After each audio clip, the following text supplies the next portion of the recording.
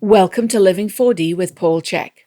Today, Paul is talking with the creator of the CHEK Institute's newest course, Sara Gustafson.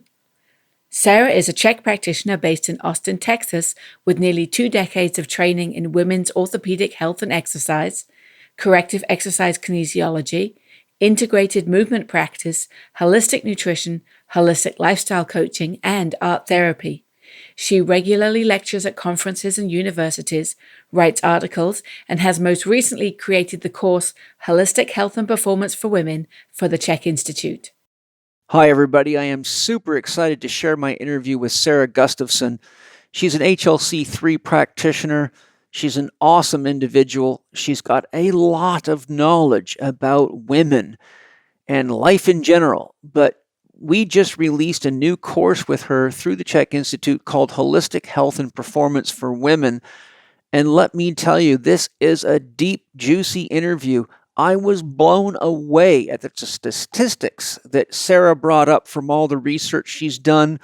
And you will be mind-boggled when you see how biased the research is toward men. I mean, I'm a man, but I was just embarrassed listening to all these statistics she shared. And she is just a wealth of knowledge about all sorts of unique things that we all need to know if we're in a relationship with a woman, which most of us are, if we coach women, if we're a therapist or a doctor. And we get into everything from the psychological differences to archetypes to exercise considerations such as how much cardiovascular exercise is beneficial, the effects of weightlifting versus cardio. We talk about some of the political issues, the religious issues that challenge women. I cannot tell you, this was a mind-blowing interview, and I even learned quite a lot myself. So thank you, Sara.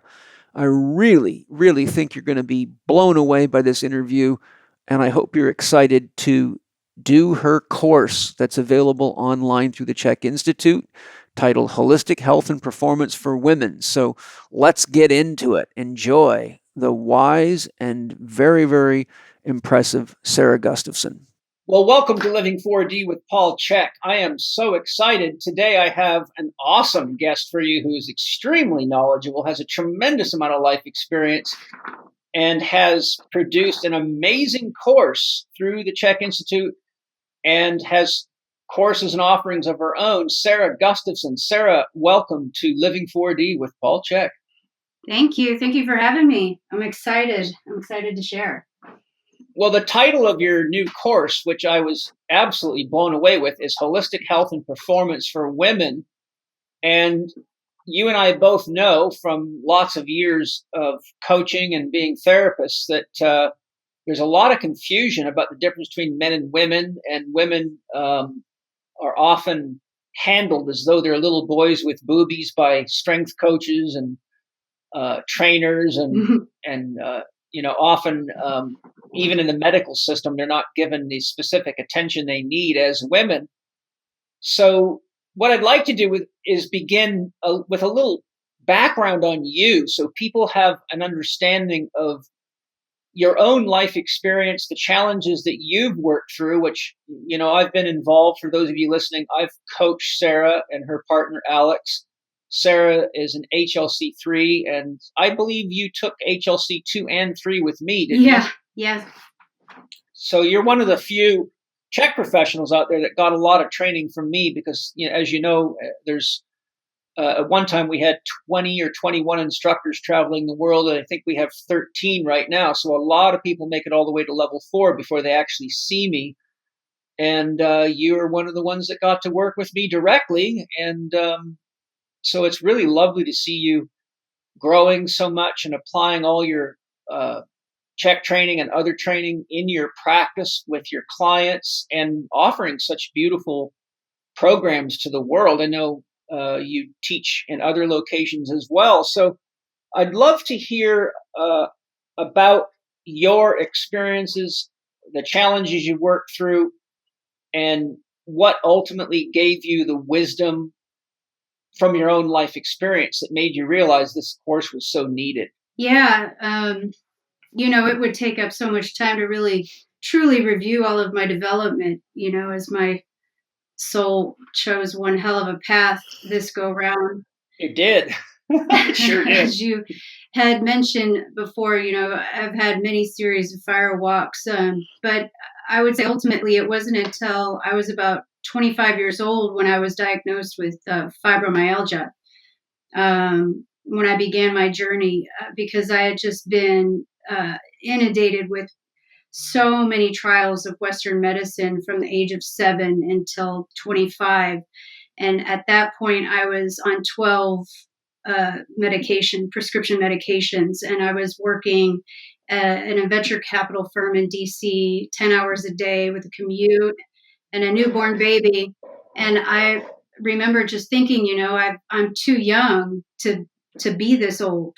I was spending all my time with specialists in physical therapy and commuting, and I had done so much to accumulate a good amount of success at a young age, and wealth, and having a baby. I married young, but I had everything what you would say and think on appearances as a successful person at a young age, but I played the role of and was seen as a self-assured, driven, ambitious, confident, free-spirited woman, but I always felt stuck in this posture of a scared and insecure conformist people pleaser child that would basically freeze into rigor mortis when certain, melodies of the past threats or traumas would play out, and the flow of consciousness was therefore just frozen, and that mirrored itself in my physical body when I would, start to experience all this pain that just could not be explained by doctors and could not be subdued by any kind of medication.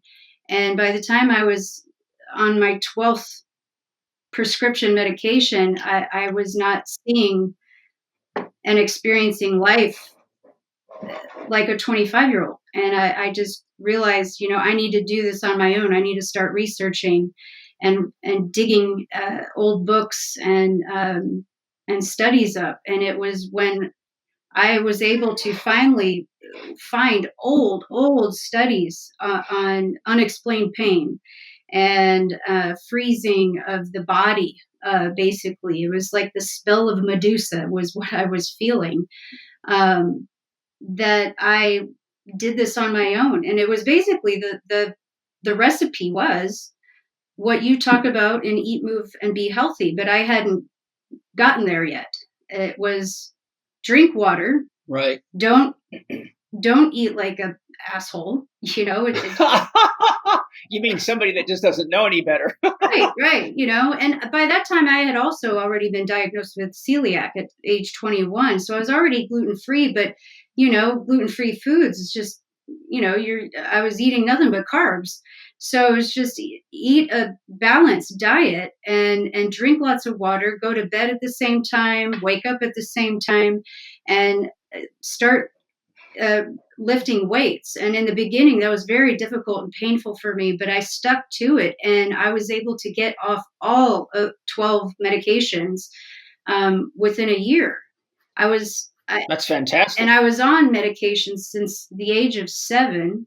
I started getting migraines, debilitating migraines, when I was 10. And so I was able to do that on my own. And I had been seeing doctors and been in and out of the hospital since the age of 7. And so when I was able to do that just by drinking water, going to sleep, and eating healthy organic food, right?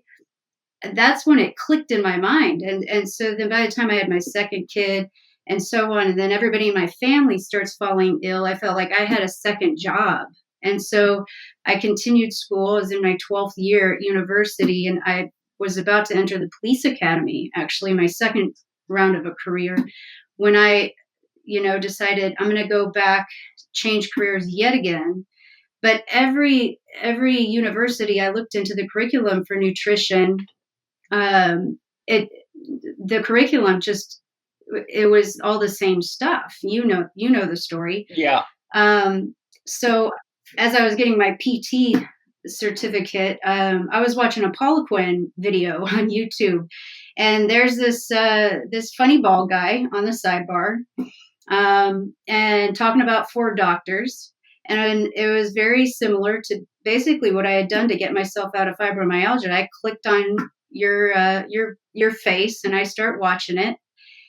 And you and I think have talked about this. It was like I wasn't as developed, almost 15 years ago at that time. And you were saying all the things that I could not argue, and no one can.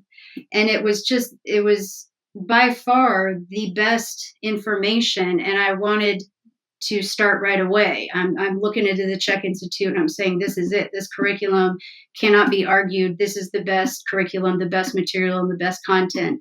And I want to do this. But this guy is annoying the hell out of me. I was so triggered. And I remember a mentor of mine, Ken, at the time, and Fred Hatfield was a mentor of mine through ISSA.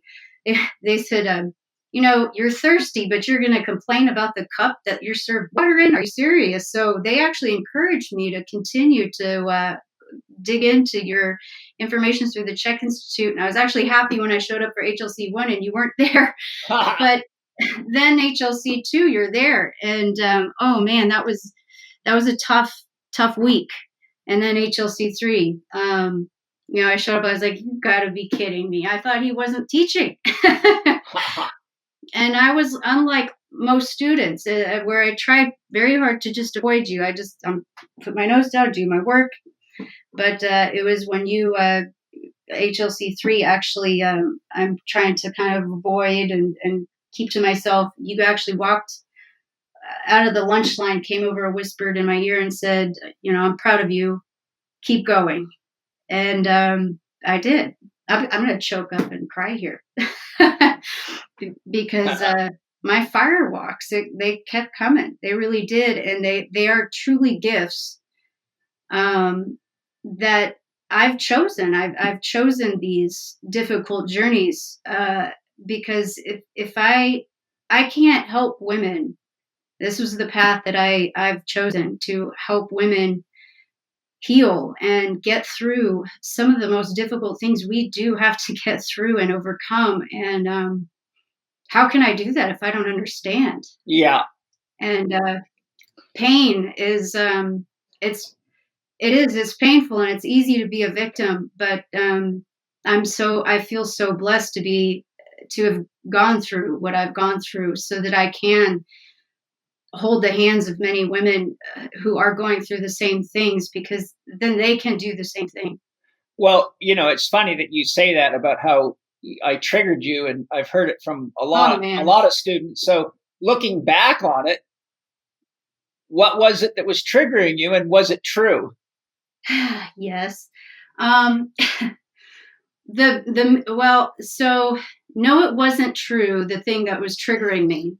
But at the time, what was triggering me, I just remember thinking, this guy is just so full of himself. I can't listen to him. But it wasn't true. You knew what you were talking about, and you were speaking the truth. And my story that was playing out was, it's not okay to be proud. It's not okay.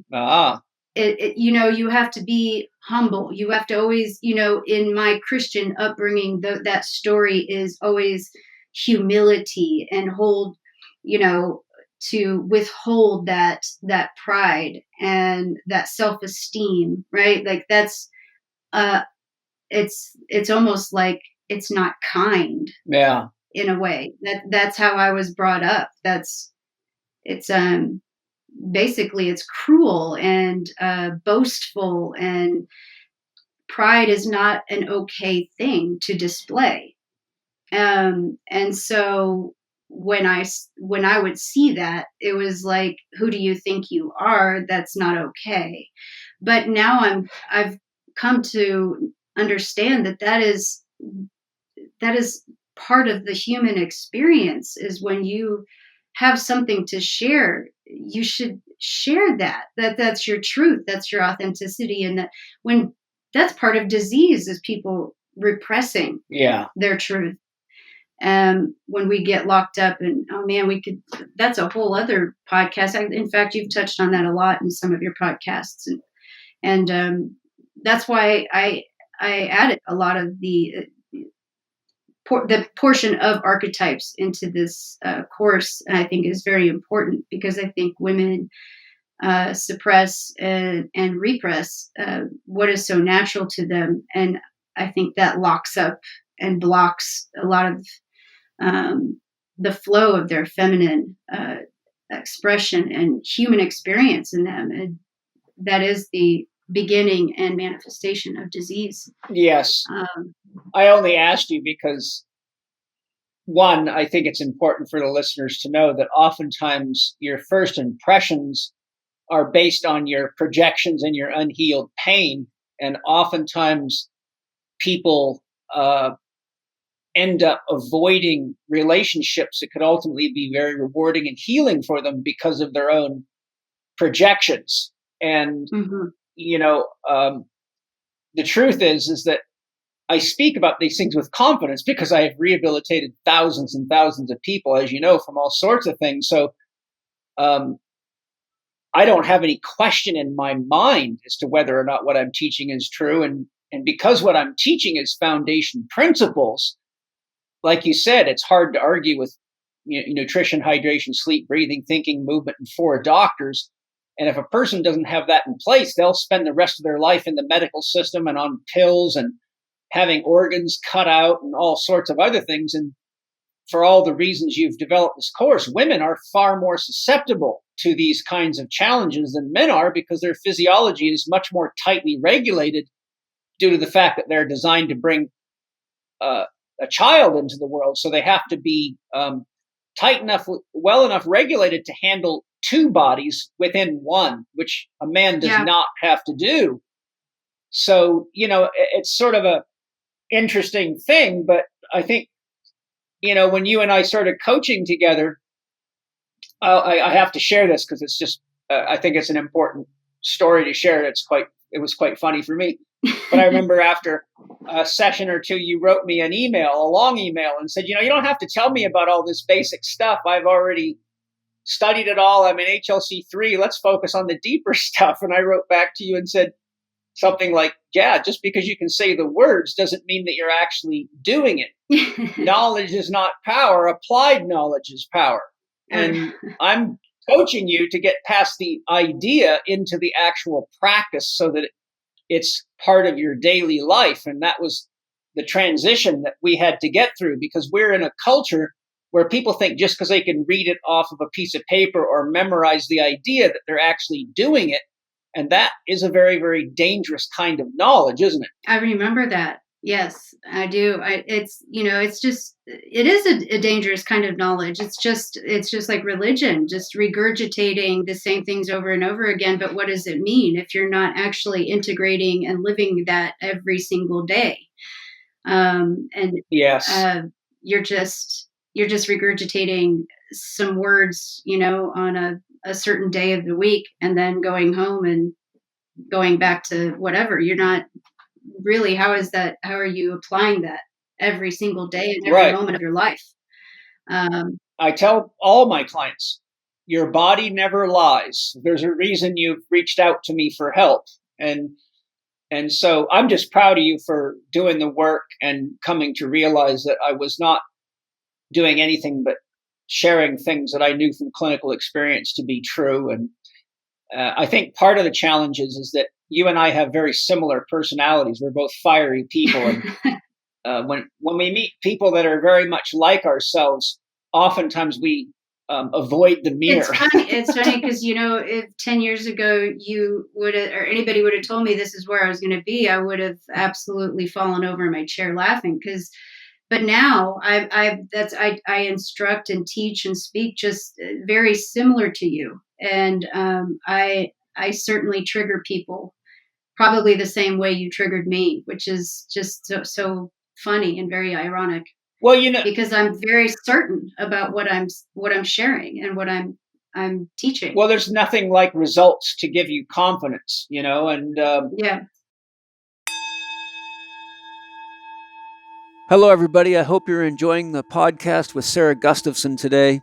It's amazing to me all the things that there is to know to really understand and work with, coach, be a therapist or conditioning specialist for women. And nobody's looked into it deeper than Sara Gustafson. But you will hear us talk about the importance of food and key diet and lifestyle factors like I teach at the CHEK Institute.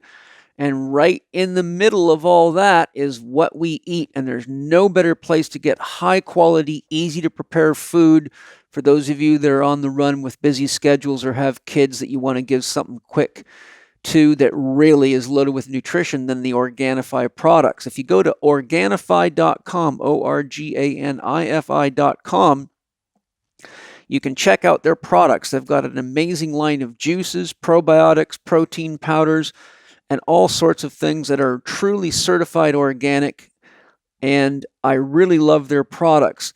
In fact, if you haven't listened to my interview with the founder of Organifi, Drew Canoli, it's worth listening to. It's episode 64. I think when you meet Drew, hear the values that he lives and how inspirational he is, you will realize that the man behind the products is real and the products must be that real. In fact, I know they're real because I wouldn't even waste my time or yours telling you about them if I didn't think they were excellent. You can get a discount when you check out by going to Organifi, Organifi.com, and at checkout use the code capital C, capital H, capital E, capital K 20. That's CHEK 20. And check out Drew Canoli, episode 64.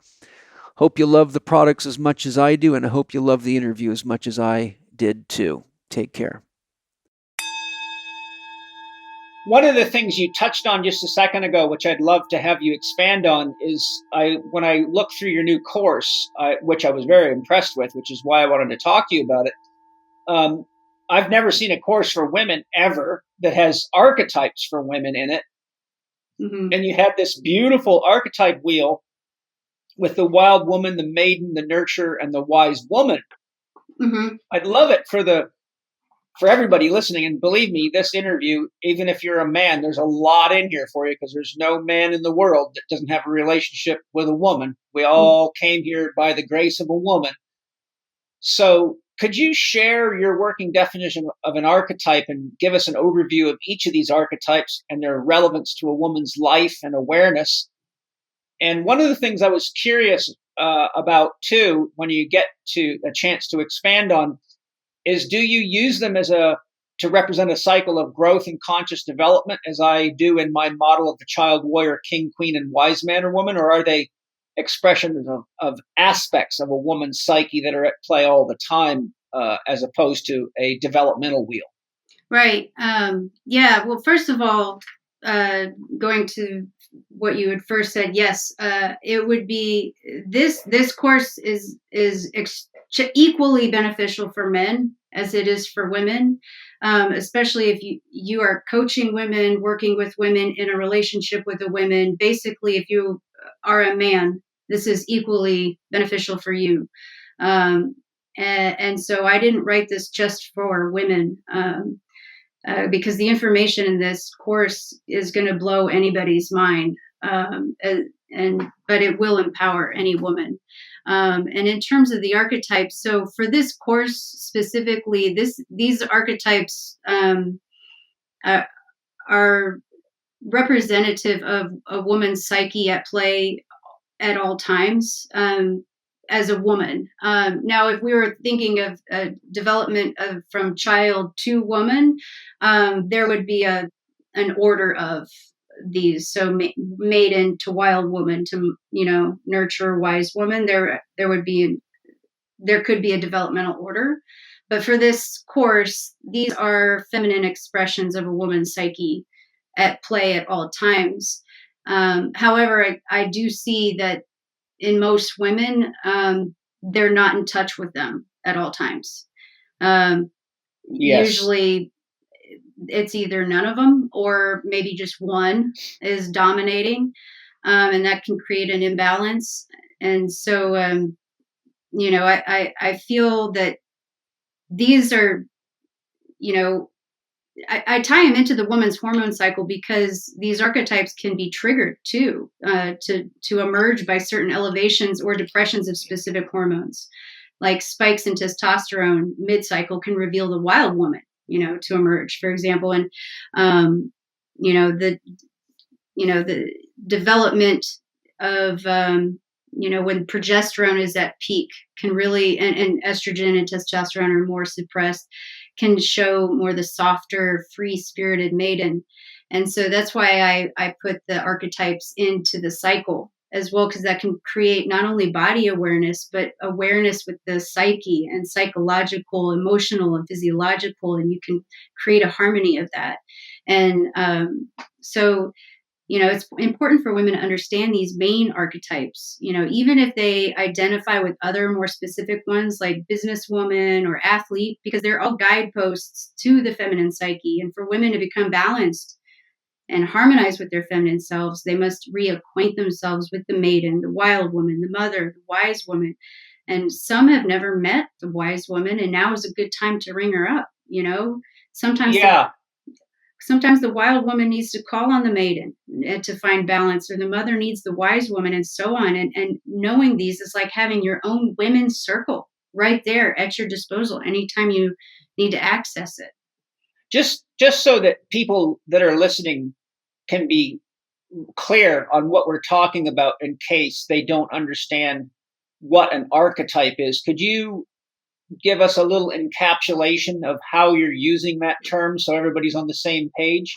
Yeah, they're symbols, like characters, subconscious personalities that are, at play in the collective unconscious, that carry us, that give us the drive or ambition. They influence our thoughts and behaviors, our actions, even our emotions. These stories are always developing these forces in us internally, unconsciously. They motivate us, they frustrate us, they teach us about how we fit in to society or the world around us, and they teach us how the world sees us. A woman will identify with certain archetypes for herself, such as student or athlete, for instance. However, most women will identify with a few key archetypes, if not all of them, of these four main ones. And so these really just embody the essence of feminine energy in their truest forms. And yes, and so they're aspects of womanhood. Correct. Yes. Could you just for everybody give us a little encapsulation of each of your four key archetypes: wild woman, maiden, nurturer, and wise woman? Yeah. So maiden, she is pure and innocent, confident. She's confident to express herself and reveal her femininity, often seen as vain or selfish because she prioritizes self-care and self-love. She's the free spirit, right? Dancing in a field of flowers, wears dresses, lets her hair down. She's very soft. The wild woman is, she's the warrior, and she's got some fierce, focused ambition. She's very protective of her boundaries, and she's not afraid to let you know it. She's competitive. She's like the athlete. She's sometimes playful. She has a lot of sexual energy. She's got drive, and she can be destructive when she's in her shadow. The mother or the nurturer, we all have that. She's a creator, a protector, and a guide of all that she gives birth to, right? Or creates, whether that is a child, education, a home, business, relationships, her environment, or herself, because she can create herself, her health, her body, her mind, her soul, her heart. She is the creator of all of those things, and she is the mother of that, and she will nurture that. Can I just interject? It seems that the nurture is really lacking in a lot of women today. They seem to be they've adapted so much to patriarchal influence and tried to fit into the masculine world. I would say that most of the women I've had to rehabilitate, be they athletes, mothers, or businesswomen, are really detached from that aspect of their psyche and their own self as a woman. Yes, even the ones who are mothers.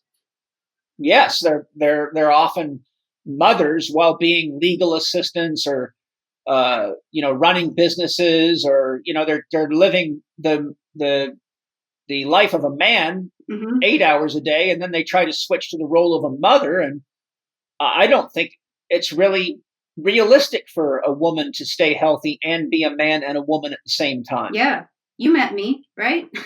I not only met you, I coached you Yeah. for years. Yeah, I was the project. Yeah, you're a project nurturer. Yep, I sure was. Yeah, so that is an important one, an important archetype to address, because a lot of women who even are mothers don't understand how detached they are from that. And then there are women who don't have children who don't think they need to identify with that one. And then there's the wise woman, and she's the one who's the experienced one. She's equipped with the patience and the wisdom, who can assist and guide you through transformation. She helps you grow and she helps you heal. Right. So she's, she's the counselor and the advisor, right? The lady in a rocking chair who's giving you advice and, getting you through a difficult time. And you call on her when you need to go through a painful process, because she's got the answers. Right. Out of curiosity and just for fun, Mm-hmm. can you think of one or two well-known females in the public sphere, be they actresses, movie stars, musicians, athletes? Could you give us a name or two that you think fit each of those archetypes as they express themselves to our knowledge? Marianne Woodman would be a wise woman to me. Okay. Absolutely. She's for those who don't know who she is, she's an amazing author who, if you want to learn more about archetypes and femininity, check out her books. She passed recently, I believe, but she was a pioneer in discussing femininity and masculine women. She would be my wise woman. Mother nurture. I'm not really privy on celebrities though, but let's see, wild woman. I'm just not good with celebrities and stuff like that. Wild woman. Well, I know Madonna was a wild woman. A lot of the female kind of stars, Christina Aguilera, Miley Cyrus. Yeah, there you go. That's a good one. A wild woman. Yeah. A maiden would be like, Sleeping Beauty would be a maiden. Well, there you go. Very pure, innocent, and a mother archetype, nurturer archetype. Have you studied any of Dr. Christina Northrup's work? No. Oh, I may have. I don't know. Yeah, she's quite a famous female medical doctor out there. She seems to be like the nurturer type. And then where would you? I don't know about you, but I would put. Let's see. I'm brain farting on her name. I'll think of it and I'll tell you. But I'm just brain farting right now. It's anyhow. But there are a few wise women out there. Some of them that I refer to, most people wouldn't know, like Angeles Arian, for example, and Sandra Ingerman, or Tammy Simon, the founder of Sounds True, is a real wise woman. Yeah.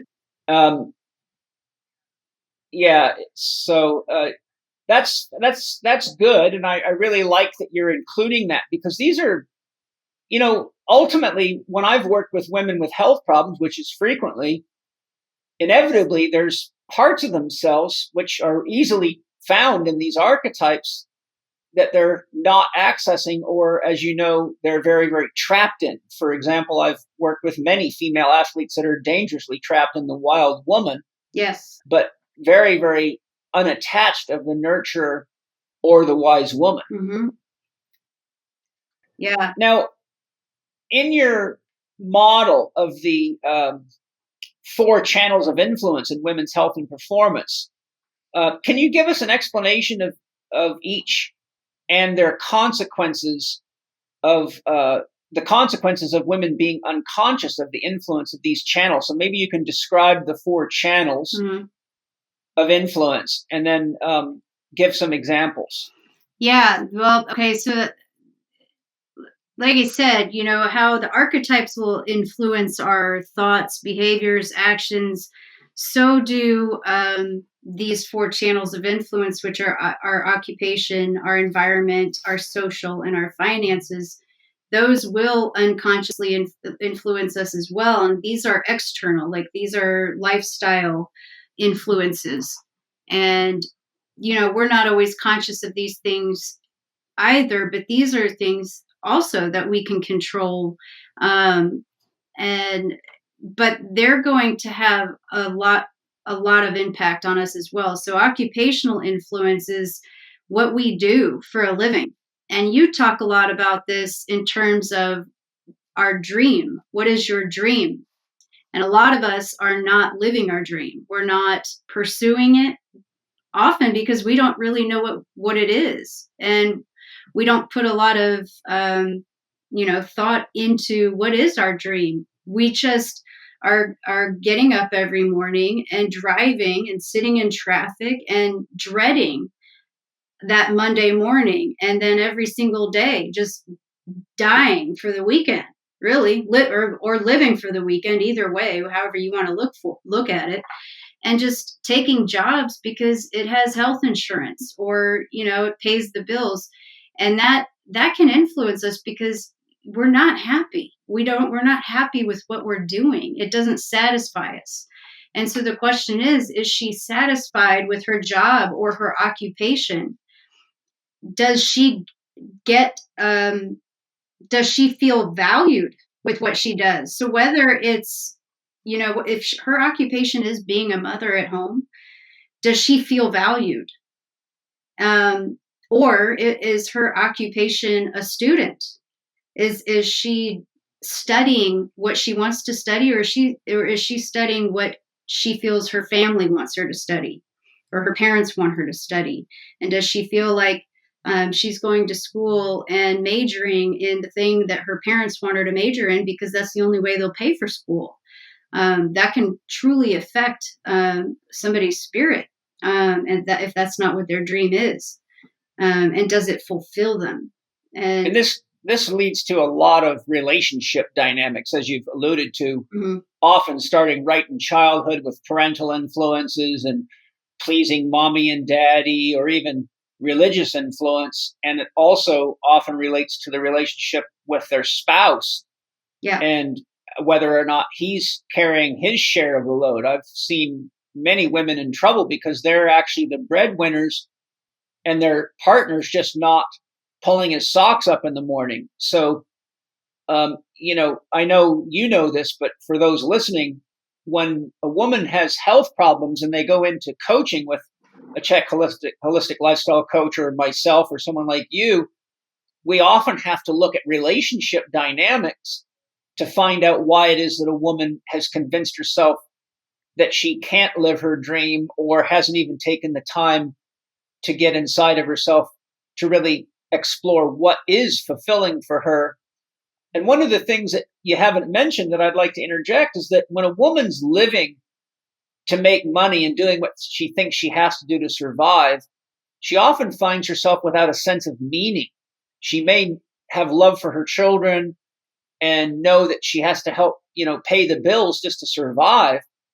But when a woman puts herself in that position where her work is not fulfilling, then there's really no sense of meaning. It's just like you're caught on a treadmill. And what I've seen repeatedly is that leads to a lot of coping mechanisms, which become addictions, whether they be food addictions, alcohol addictions, exercise addictions, television addictions. What's your observation in that regard? Yeah, there are a lot of drugs that people become addicted to. That like me, for instance, my drug was information. Ah, You made me go on an information fast, as you remember. yeah. But yeah, that, if it doesn't fulfill her, then you're right. They get to what meaning, right? And she may convince herself that being a provider is the meaning of her life. Hi, everybody. I hope you're enjoying Holistic Health and Performance for Women with Sara Gustafson. She's an amazing woman, and wow, what an amazing podcast I've had with her. And while I'm thinking about it, I really want to take advantage of the opportunity to let you know that you can help decrease inflammation in your body. And particularly if you're listening to this podcast and you're a woman and you want to enhance your overall well-being and improve your digestion, your elimination, and your metabolism, then there's no better products than Bioptimizers. That's capital B-I, capital O-P-T-I-M-I-Z-E-R-S. But if you go to bioptimizers.com, bioptimizers.com /4 capital D capital L, you can get a 27% discount on the upgraded digestion package, which I use every day myself. As you'll hear, women are quite hot. They run hot. They also have a higher incidence of autoimmune disease and many other diseases. This interview was really quite mind-blowing for me. But one of the things I can tell you for sure, having worked with many elite female athletes and females of all ages and size, that there is a lot that can be done to help women by improving digestion, elimination, and detoxification. And Bioptimizers has excellent products that will do just that for you. Living 4D listeners get a 27% discount on their upgraded digestion package consisting of 4 Bioptimizers products, all of which I use myself. Go to bioptimizers.com, bioptimizers.com /4 capital D capital L, and on checkout use the code capital C capital H capital E capital K 10.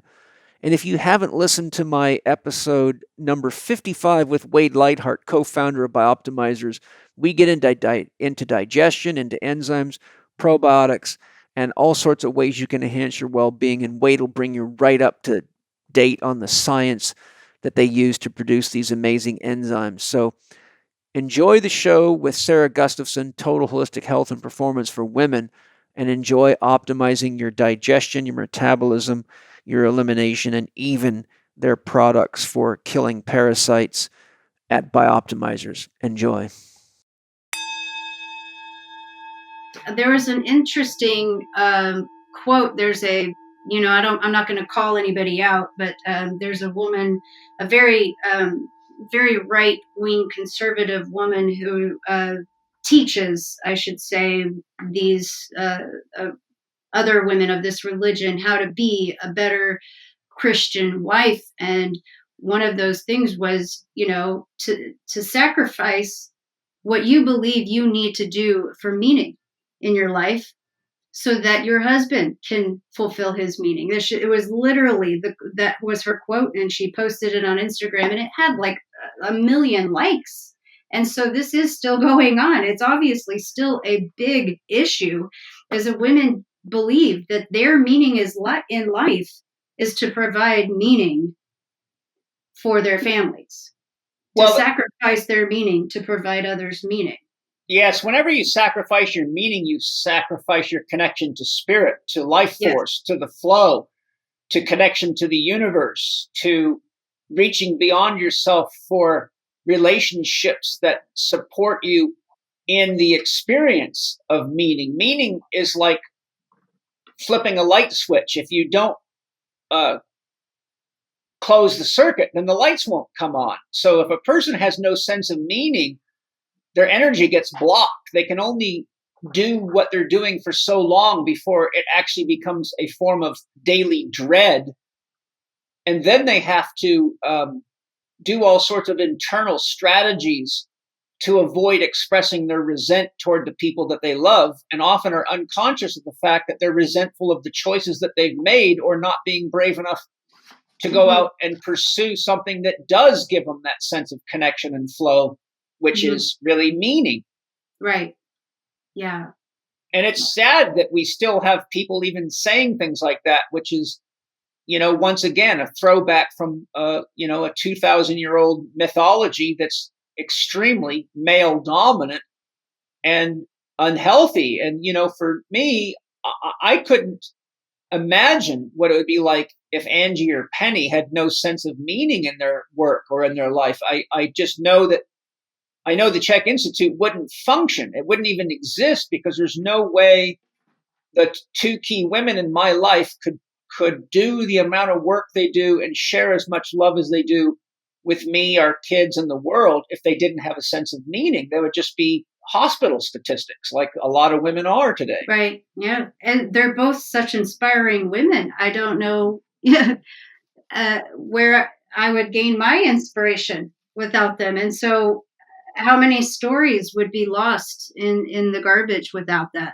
if that continued and continued. So that's occupational, right? That's just one.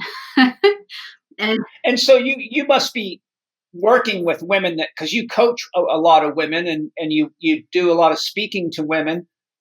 Do you spend time specifically working with them? Because that's a huge transition, and that goes right back to our initial conversation of you feeling triggered by me, because a lot of women are actually afraid to say what they really need to their husband, or they're afraid that if they leave their job to do something that really is heart-filling and meaningful to them, that they may not be able to make enough money. Or I've worked with many women with very serious diseases, often breast cancer, who have been very unfulfilled in their marriages for oftentimes since I had one woman that was married for 36 years. And I said to her, when did you realize that were married to the wrong person? And she looked at me and she started to cry. She says, the day I got married. I said, well, you're 3 kids and 35 years down the line. Why do you keep doing it? And, basically her reasons were till death do you part. My husband and I are Christians, and I made a promise to him, and I've got to fulfill it. And I'm saying to her, yes, but here you are on the edge of death. And are you really fulfilling your promise by dying? Or wouldn't it be better to trust that if God is love, that you should be doing what you love to do so that God could flow through you instead of just being something you read about in a book on Sunday? I mean, I had a similar story, the same thing. And you would think that I'm I played the role as a very driven, ambitious, confident person, but a woman. But again, I froze. I absolutely froze when events and things would play out threats of the past. And I chose a partner that did that very well. And it took a long time for me to figure that out. Even though very similar, I knew I chose the wrong partner very, very early on. And I work with women on that too. And so the only thing I can do is, and one of the most powerful things that does help me in helping women change is asking the question is, what's going to happen if you don't? Yes. What will happen if you don't change? Because when we're not aware of what we're feeling, the body's going to exaggerate it. And it's going to continue to exaggerate it. So what's next in line if you're coming to me with this problem? You know, and what next? And then after that, what next? And then after that. What happens, as you know, sorry for interjecting, but I think it's appropriate for me to interject because I have seen this, and I know you've seen it plenty of times. The same woman that keeps telling herself she's got to keep doing this to make money for the family doesn't take but a few years playing that game. It might be 5 years, it might be 7, it might be 10, but she'll find herself in a situation where her medical bills, even with medical insurance, have gotten to the point where they're now struggling to survive and pay the mortgage. And so now the whole justification for that path has actually turned out to be the devil, metaphor. Right. Well, or she's to the point where she can't work. And here are some statistics. women are more likely to take more days off from work to care for their elderly parents or family members or children, or take maternity leave. And furthermore, women are more likely to miss more work to manage personal or domestic issues or health needs of their partners. And therefore, when their own health is at stake, they won't call in sick. And so when you have things like, another thing here is, when asked if a health condition or an injury affects their ability to do their job, 39% of men say they will report it versus only 16% of women said they'd report it. Yes. So eventually that candle's going to burn out. It does. Yeah. And it does. And it often, oftentimes this is what it looks like. They're going along and everything's sort of the status quo. They go in for a routine health checkup, and all of a sudden the doctor finds a malignant tumor, be it in a breast or a brain or the bones. And I've seen a lot of these cases, and then they come to me and they go, I don't know what happened. I was doing just fine. But once I start breaking their case down and looking into the issues we're talking about, I find out they have not been doing fine internally, often for 20 years or longer. Right. Oh, well, and like it's, if you're not aware of what you're feeling, the body's going to exaggerate it. And so, like breast cancer, in that area of the body, that's a conflict of worthiness, denying individual worth. You feel conflict in nurturing ability and not nurturing yourself. That's disconnect from the mother archetype. Yes. And unfortunately, a lot of that.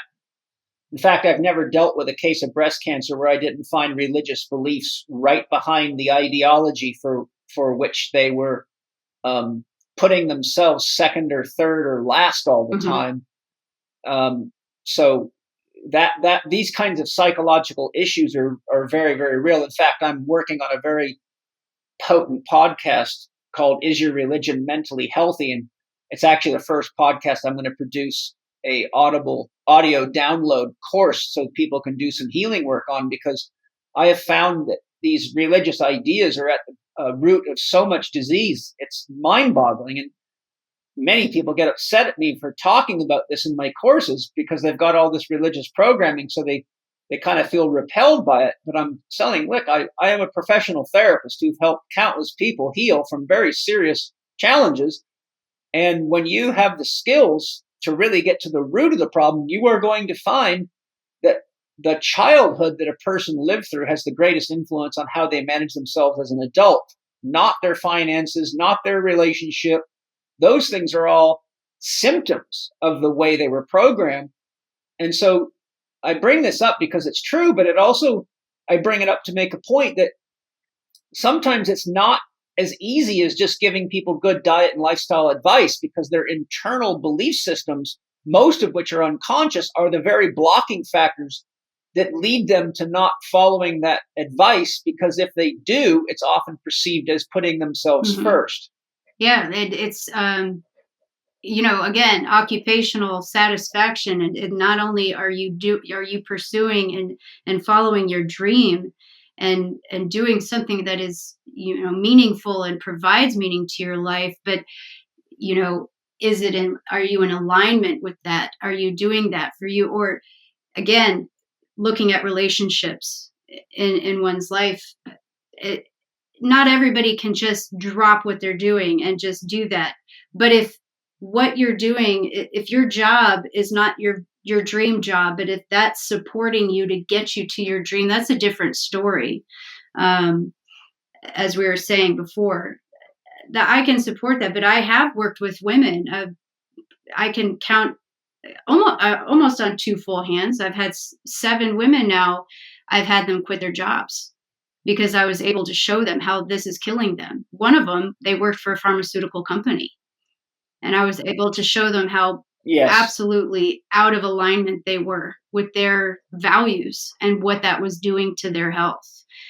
Because this is here that I have all these values. This is what I believe in. And okay, but this is what my job is. And this is what that's doing to society. And I'm making money for them.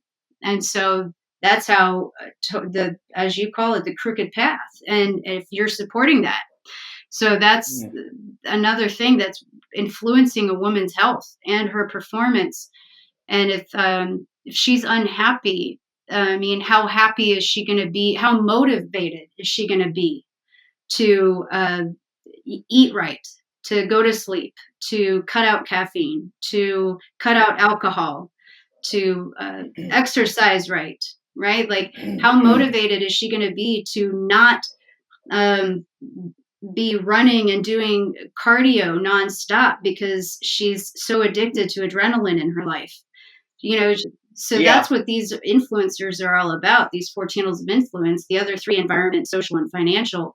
If they're not in alignment and they're not influencing a positive way, then they will affect whether or not she's they will influence whether or not she will eat right and drink responsibly, water versus alcohol and caffeine, or cut all the bad habits and get to bed on time.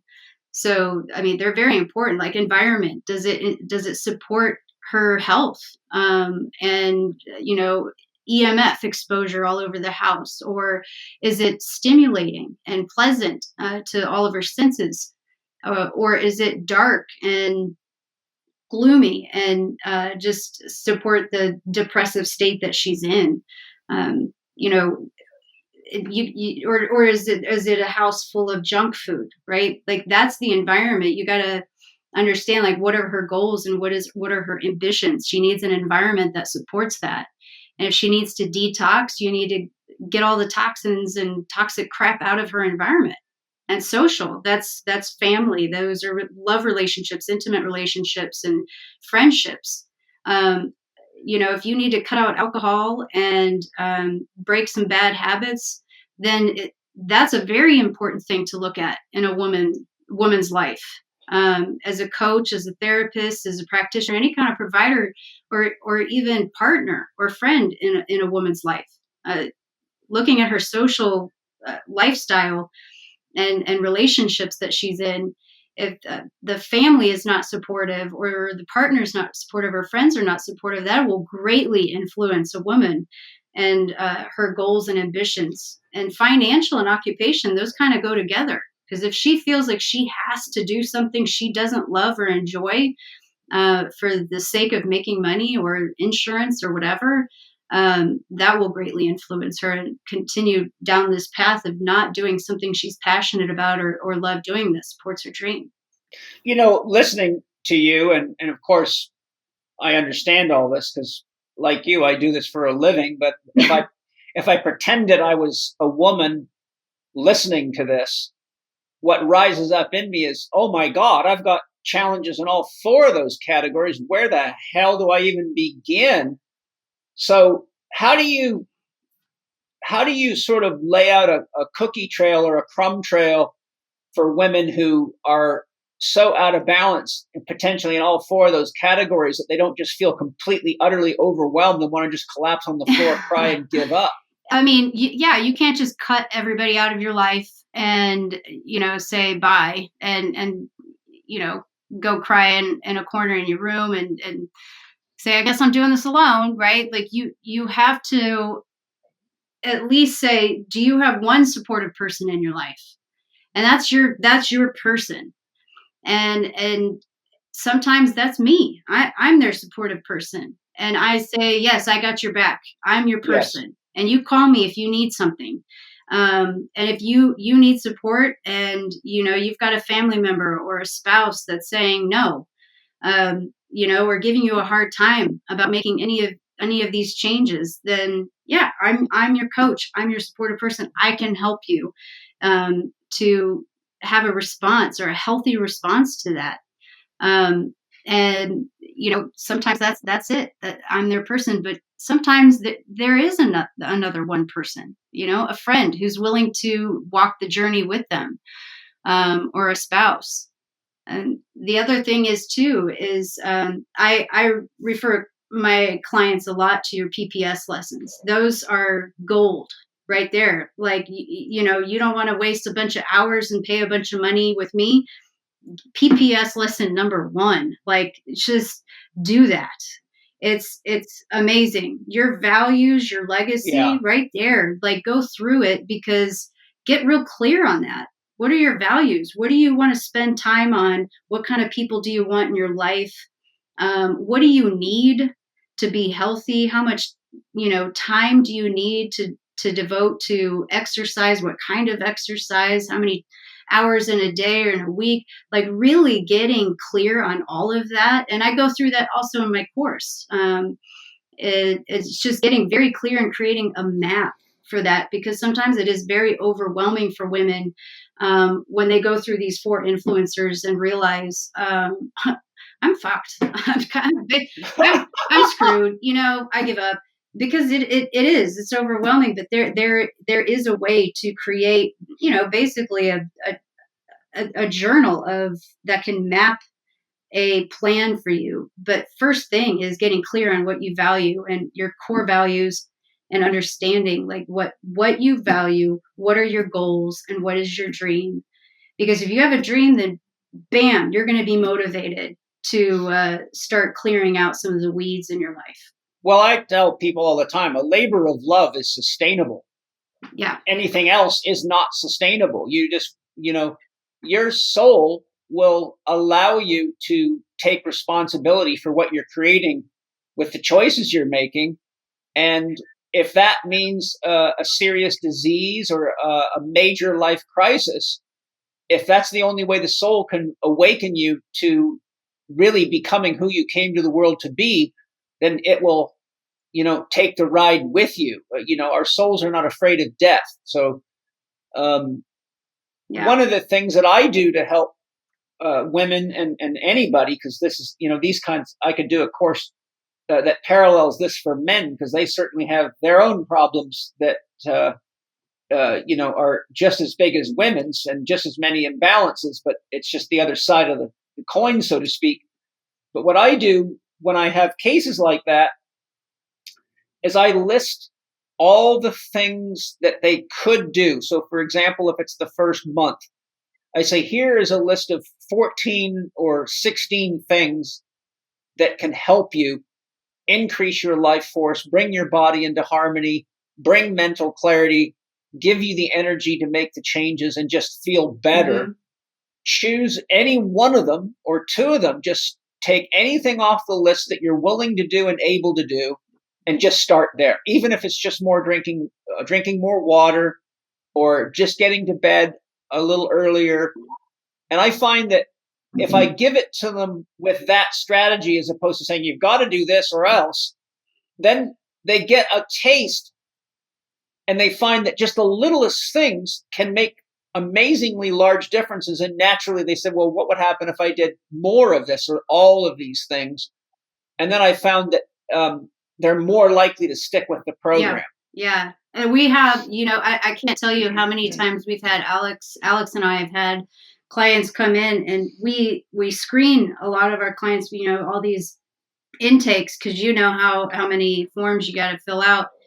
And one of the first questions we ask, do you have mercury in your mouth? And we'll tell them, that's number 1. Go do that. If you're going to spend any money, before you spend any money on us, because it can cost a lot of money to work with us, before you spend any money, go take that out. Because that's going to make the biggest difference right there. That's going to make a world of difference, because we've got, I have a 12-page packet that I give clients on the dangers of mercury. And if you've got them in your mouth every single time you chew, or salivate and swallow, which is a bajillion times a day, you're sending mercury into your system. And so that's number 1. And so there are just such simple things that you can do. And that's not exactly a simple thing, but that's a big thing. So before you spend money on us, go take your mercury out. That's huge. Yeah, that's great. That's a big one. So moving forward, in all this is very interesting. I could talk about this for days, because I think it's all so important, but that's what your course is for. Our next sort of item I wanted to talk about is that there are many differences between males and females. And I found that even seasoned healthcare and exercise professionals are often quite unaware of them. So could you give us an overview of some of the key differences between males and females that are important to know Yeah, about? And yeah, absolutely. And you know what?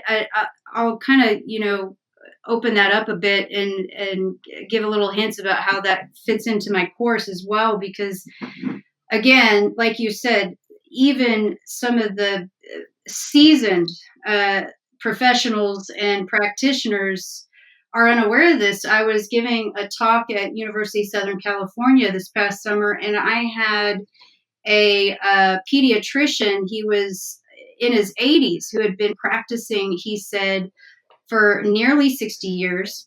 Had since he was, I can't remember the year he said he had started, had his own practice, and came up to me and said he had never heard any of this information. And I was blown away, because here I am for the first time, I'm,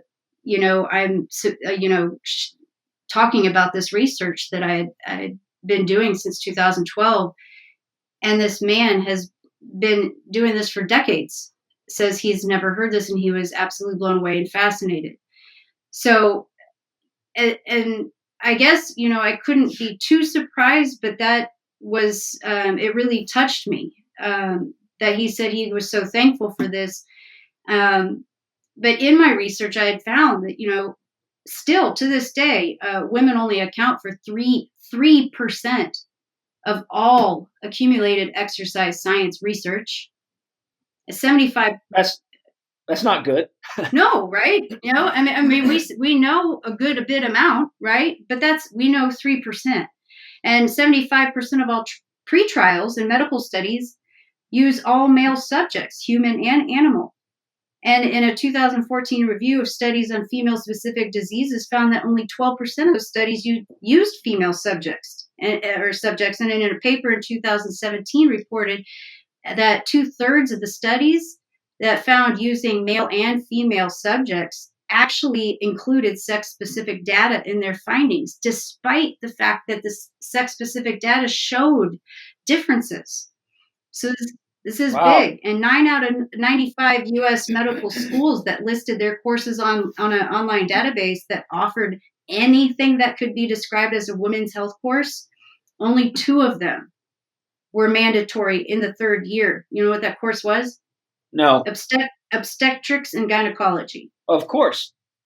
So here we are at the CHEK Institute, is the only place you can really get a women's specific course, and it blows my mind. I'm the one here that submitted this, and that, of course, I'm CHEK Institute is the only place I would have trusted to provide that to, honestly. So yeah, for years and years, and still to this day, we're treating women like just small versions of men. And when I started studying through the CHEK Institute, your course was the only one that really differentiated women and men. And you mean equal but not the same? Yes, equal but not the same. And that I really truly appreciated, because at that time I was training women, and I had a partner, not Alex, but this was years ago, at a gym in downtown Austin, and he was just no pain, no gain kind of a guy, and just really pushing women, and all the female clients were just getting injured. And this is 2012, 2011. I really was starting to study this, and so my research began then, and I love, just for the record, I really enjoy studying and research. It's my passion. I love it. I love information, but I'm glad you do. I love it, and I like picking studies apart and really analyzing the information, and that's how I came about all of this stuff. And so what I found is some of the really big differences between men and women is not just, women have periods, right? And we tend to be shorter, is that, we do have narrower shoulders and rib cavities, and smaller waist and core angle, right? But we have a longer torso because we got to make room for babies. We do have smaller joint surfaces and thinner cartilage. So that does leave us more prone to injury.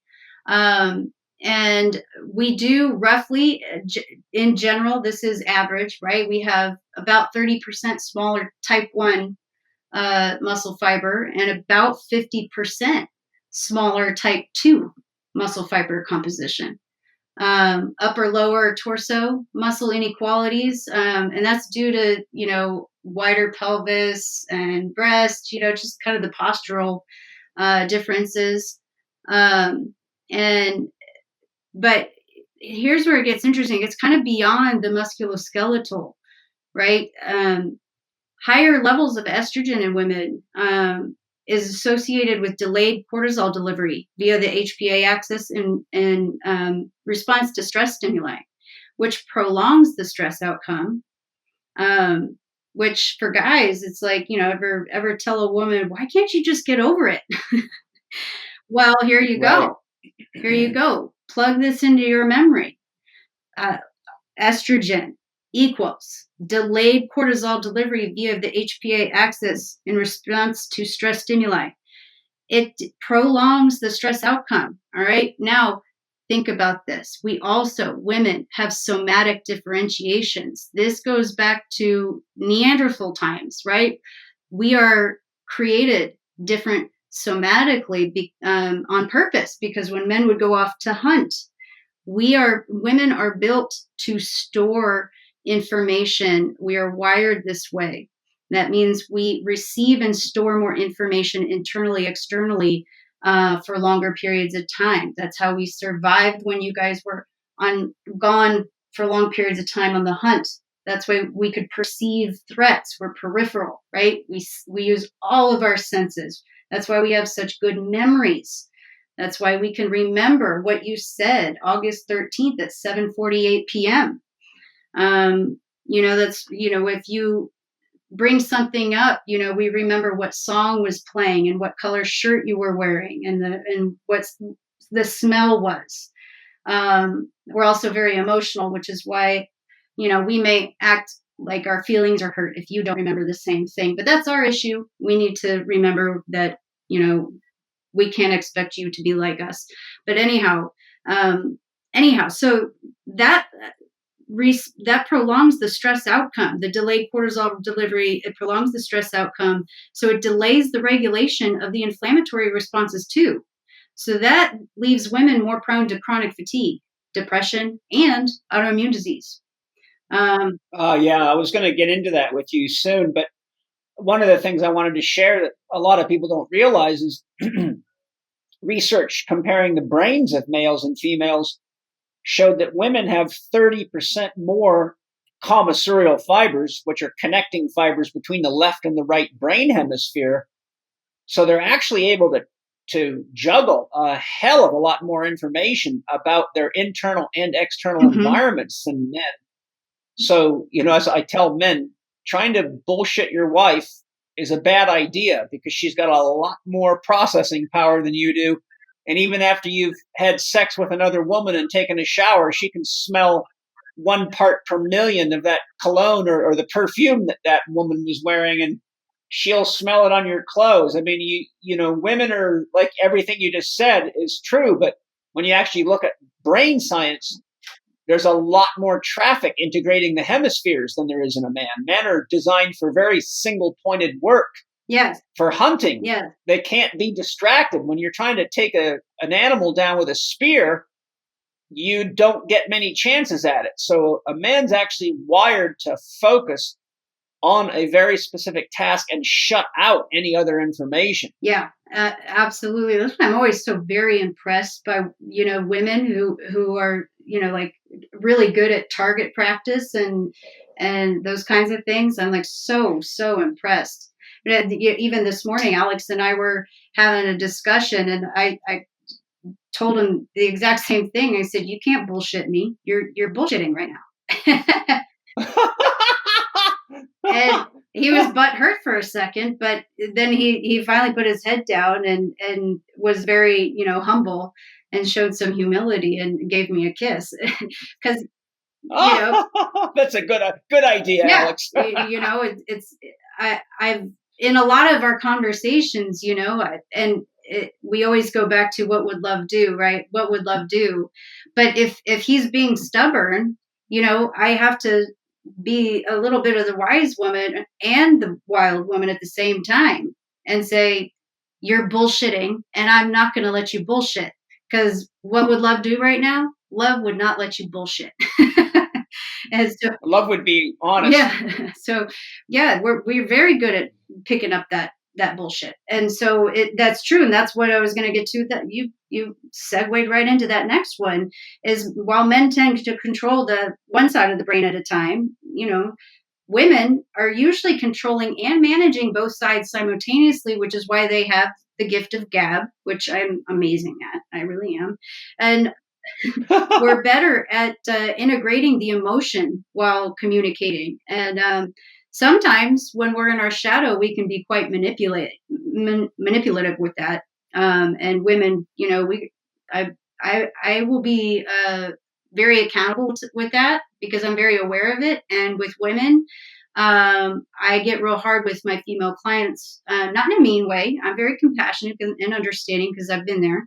But that's something I bring awareness to, is because women unconsciously, sometimes not very aware of it, can be manipulative with their emotions. Because again, they're using both sides of their brain and they know how to communicate very, very well. But most importantly here, for the sake of making a point, because they use both sides of their brain, they're very good multitaskers. And so when it comes to stress management, this again leads back to higher levels of cortisol and chronic stress. Yeah, because they're aware of too many things that could go wrong. Yeah. Yep, and they've got so many tabs open in their brain at so many times. And I was diagnosed with ADD or ADHD. I don't even remember. It was so long ago in high school. I never took medication for it. I just kind of plowed through all through college, and I was in college for 12 years. And I created a system, and the system was color-coded tabs, but it was in my brain, and I still have it. It's a pattern. That pattern comes up all the time, and some would call it OCD, but it's like this. It's a coping mechanism that I created, and so, but that creates inflammation, because that's chronic stress right there, and women are they deal with it all the time. If you go back to my first thing, difference between men and women is that delayed cortisol delivery becomes chronic stress, and then that's chronic fatigue, depression, autoimmune disease, and bam, there goes my fibromyalgia and celiac disease right there. Also, though, we're talking about, to a cellular level, men and women are different, and even the mechanics of the functions of the heart is different.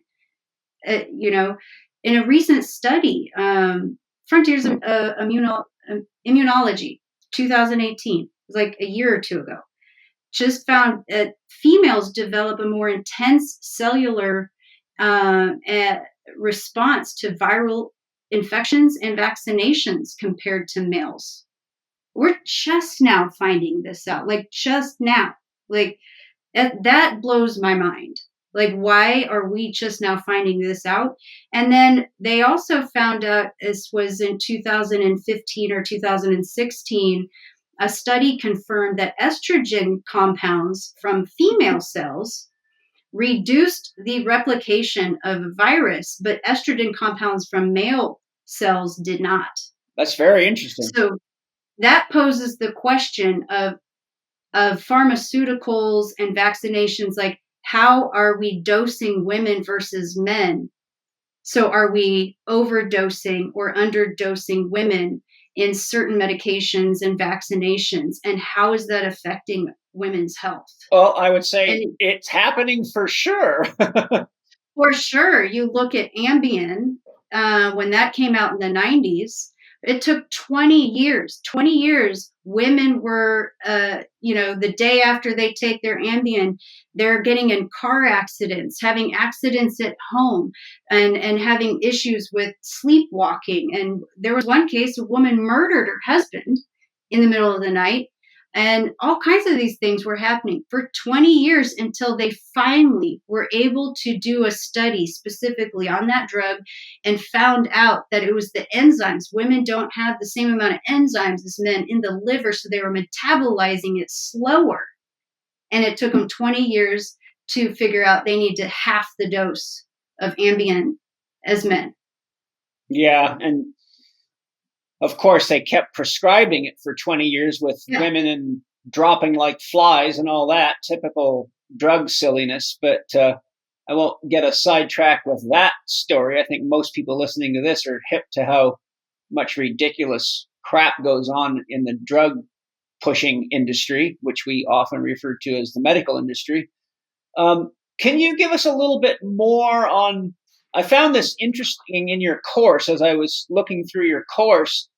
You stated that 78% of autoimmune diagnoses are among women. That's a huge difference in the sexes. What's, aside from the delayed stress response due to estrogens, is there anything else involved in that? Yeah. I mean, again, you look at the stress response, right? And higher, estrogen, cortisol, delayed cortisol delivery, so you're going to have a delayed regulation of inflammatory response. But you again go back to that statistic of health condition or injury affecting job performance or ability to do the job, and 39% of men say they'll do it, but 15% of women or 16% of women say they won't report that. So those things play in for sure. But then you look at autoimmune disease, and what is that? It's an attack of the self by the self. Right. And what are women so good at? Right. So men sacrificing themselves. Right. And who are their worst critics is women. We attack ourselves all the time. We're even just so unaware of it. The patterns are so ingrained in it, and they're still the patterns are so in me.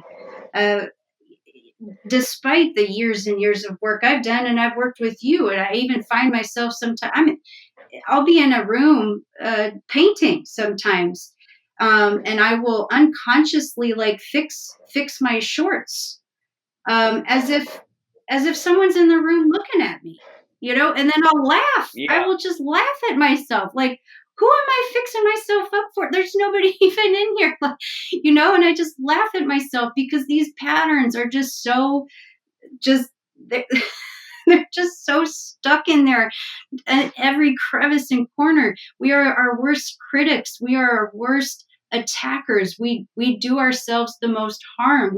We attack ourselves, and I go back to that same notion. If we're not aware of what we're feeling, the body's going to exaggerate it eventually. Yes. And so so you can become aware. Yeah, you'll see the body twisting and turning, trying to send its messages up, right? And that's, it's going to show itself. It's going to reveal itself. And I do believe that's why women have 78% of autoimmune disease. And I also do believe, and this may not be a popular opinion, that religion plays a lot into that as well, because whether you're a Christian or not, you're living in a society that has Christian programming in its institutions, organizations, political, educational, cinematic, marketing, news, advertising. It's everywhere, whether we are conscious of it or not. Those, sacrificial, biased messaging and programming it's in our society. And it's even today, even in our superhero, superwoman, women's liberation, modern day, it's still there. It is absolutely still there. And that's why I believe that so many women have autoimmune disease. Yeah, and I'll just interject that it's not just the Christian religion. There's plenty of that in Islam. I mean, imagine being a woman in the Middle East on a 115 or 20-degree day, having to walk around with her head and face covered and kind of drowning in sweat, all because of this sort of, ideological religion. All the major world religions were founded by men. And Judaism has its own issues. I've worked with plenty of females from all these different religions that have their own challenges that go right back to religious programming. And part of our spiritual growth is to come to the realization that there are many different ways that the divine expresses itself in the world, and that ultimately, if that religious ideology is not bringing you into a deeper connection with love and service as a gift of love, then it's time to upgrade your software, or you may end up meeting your maker only to find out that his sense of humor around this stuff is a lot different than what you've been taught. And that funny, everybody thinks God is a man too. I think, well, I keep telling people, why do you keep referring to God as a man? Because if you've learned anything about life, only women can give birth. So if the universe came from somewhere, it had to come from the womb. And therefore, you'd be better off to think of God as a woman. And if you think God knows what you're doing all the time, that's more womanly than manly too. Women are the creators. And you're right. It's more than just Christianity. I should, correct myself there, and I do agree with you there. I would say, though, however, the majority of all of that here, and speaking of U.S., the United States, most of what I see is very Christian messaging, and what we're dealing with politically in this political climate is very dominated by Christian messaging, and not in a good way. And I would say that Christianity, I'm Christian, is a absolutely beautiful religion, and I adore Christianity, and I assign myself as a Christian. I just don't believe truly many people are practicing it.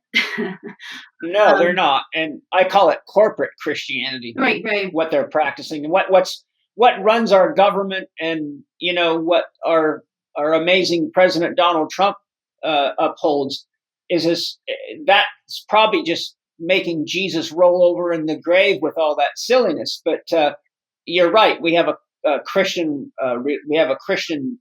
legal system. We have Christian road system, road names. I mean, holidays. I've even had atheists that I've tracked right back to suffering from Christian belief systems. And when I pointed out to them, they just were shocked. Yeah. And they go, how could that be? I never even went to a Christian church. I have nothing to do with it. I have no interest in it. I go, well, you were raised in a Christian environment. Everything about you, from your education system to the money systems, I could go on and on. You start tracking back the influences that Christianity has on the United States of America and Europe, and it pretty much all leads right back to the Vatican. Oh, yeah, absolutely. Absolutely. Very true. I mean, it's that's a whole other thing. That's a whole other thing to get into as well. And even when I started working with you, you gave me some information on, the development of, conscious development and working through religious stuff. And I kind of wanted to reject that. I was like, no, I rejected all that stuff, when I was like 20. I'm good. I'm past that. Right. And surely you were just laughing at me behind the scenes. But when I started reading that, and really digging into that, I was like, oh my gosh, I'm not even past this level of consciousness, and that was shocking to me, because it truly, like, no matter what you think, what you consciously think, that you've rejected this idea and that idea and that idea, it's truly embedded in every fiber of your subconscious, and it's in there. Yeah, it is. And it's hard for a lot of people to hear this because of the same reasons it was hard for you to hear me. or because we get so conditioned into something, we think, oh my God, another thing I've got to change, or how could my parents or my church have been that wrong, or whatever. But people don't realize that religion is the biggest business in the world. People think that the military industrial complex is, for example, but I have to remind them, who do you think used to own all the soldiers, and where do you think the concept of warring came from, aside from our primal, neighboring wars for food and territory? But when we started getting into, massive amounts of land and entire countries and the whole concept of kingship, that all goes right back to religion. And it wasn't that long ago that religion and the military were one organization, and finance, all of it was under the heading of the church. Even science was. And so my only point is a lot of these things, in order for people to really heal, you have to pull the root of the problem. You cannot just cut the top off of a weed and expect things to change, because we all know the weeds grow back. So really, one of the challenges that women face today is that the medical system and most therapists are weed toppers. They're not real gardeners. So CHEK professionals are trained to get to the root so you can really offer people healing. And we're a multidisciplinary system, so nobody can know everything. So the CHEK Institute teaches people how to refer to many different healthcare professionals so that we can work together as a team, because human beings are just far too complicated for one doctor or therapist. My God, the number of people I've referred patients to, I've had some patients seeing another, often it's not uncommon to have 5 or 6 different specialists involved, because we need those different viewpoints. So, I want to make sure people listening know this isn't an attack against religion, because as you said, you're a Christian. Yeah. I'm very religious, but I would call it spiritual. I practice world religion. I want to know the values and the beliefs of all the people in the world, because I'm a citizen of the world. And therefore, if I want to get along with other people, I have to understand the way they see and relate to the world, so that I can, instead of judging them, have a sense of connection to them. And the man that really gave me the greatest support in that understanding was studying Houston Smith, because Houston Smith is still considered the world's greatest expert on world religion, and the only man that actually lived with and practiced with the people of each of the world's 5 major religions for 5 years. He devoted himself to each of the world's religions and became the world's leading expert on world religion. And when I studied Houston Smith's work, which I have for years and still do, I really gained a really deep sense of understanding and connection. But within each religion, you have stages of consciousness, and the mystics are always the representations of the highest stage of consciousness. And in every religion, if you study the mystics, they usually are saying things that go completely against what the canonized version or the fundamentalists are saying. And that's why most of the mystics have been hunted down and killed by the very religion that they were practicing. So it's just a chance to say, look, we're talking about women's health, and women are really often under greater stress and duress because of these ideals that come through religion. I mean, my God, Christianity makes women evil and the body evil, and all of this is Eve's fault, and so on and so forth. And oh yeah, that was a big message of me growing up. If only Eve hadn't done this, then childbirth wouldn't be painful, et cetera, et cetera. Yeah. I mean, and again, like you said, I'd like to reiterate, this isn't an attack on religion. I mean, Hinduism, Buddhism, Islam, Christianity, Judaism, they're all beautiful. All of them fundamentally across the board truly have one main message if you look at all of them. And I think, every practitioner, provider, or coach should get Houston Smith's book, The World's Religions. Yes. And study it. Because again, if you're working with anybody, you're going to come across many religions. Alex and I have this book and have both read it, and it's been very, very helpful to understand how to adapt to who you're working with, and know how to talk to them, communicate with them, and also understand them. And so that's been a life-changing book for us as coaches. So if you're a coach listening to this, I would highly recommend The World's Religions by Houston Smith, Huston. So, I mean, I agree with you. It's not an attack on religions, but that, human beings have bastardized religions in very shadowistic ways. Yes, and for profit. But one of the, I've dealt with many women who have a lot of pain and oftentimes even anger towards the religious bias against women. Mm-hmm. And I one of my quotes that I say to them, which usually gets a giggle out of them, I say, well, you realize the reason God made Adam out of clay was so Eve could fashion his love for her. she could shape him how she wanted to, And so women research shows that women spend about 65% of the money in all households where there's a man and a woman together. Mm-hmm. Women really they do run the world, but they run it from behind the scenes. I think it's just time for women to step up into their equality. And I think men need to really support them, because most men know that their wife or their secretary or their assistant or their nurses are the ones that really have it going on and really know what's going on. So if you get the male ego out of the way, I think we're at a time in the evolution of human beings where most men are smart enough to say, okay, that's enough of this stupid game. We really need to let women have the freedom to make the money that they should be making, have the positions they should be making, and give them the honor and the credit for what they really do, especially when you look at work studies. And I've studied ergonomics quite a bit and things to do with, industrial work. And I've seen studies comparing the workflow of men versus women. And consistently, they show the average woman does 4 to 5 times as much work a day as the average man. So any man who's even got a few brain cells holding hands can just look around him and be honest and say, okay, if it wasn't for women, the world would be completely fucked.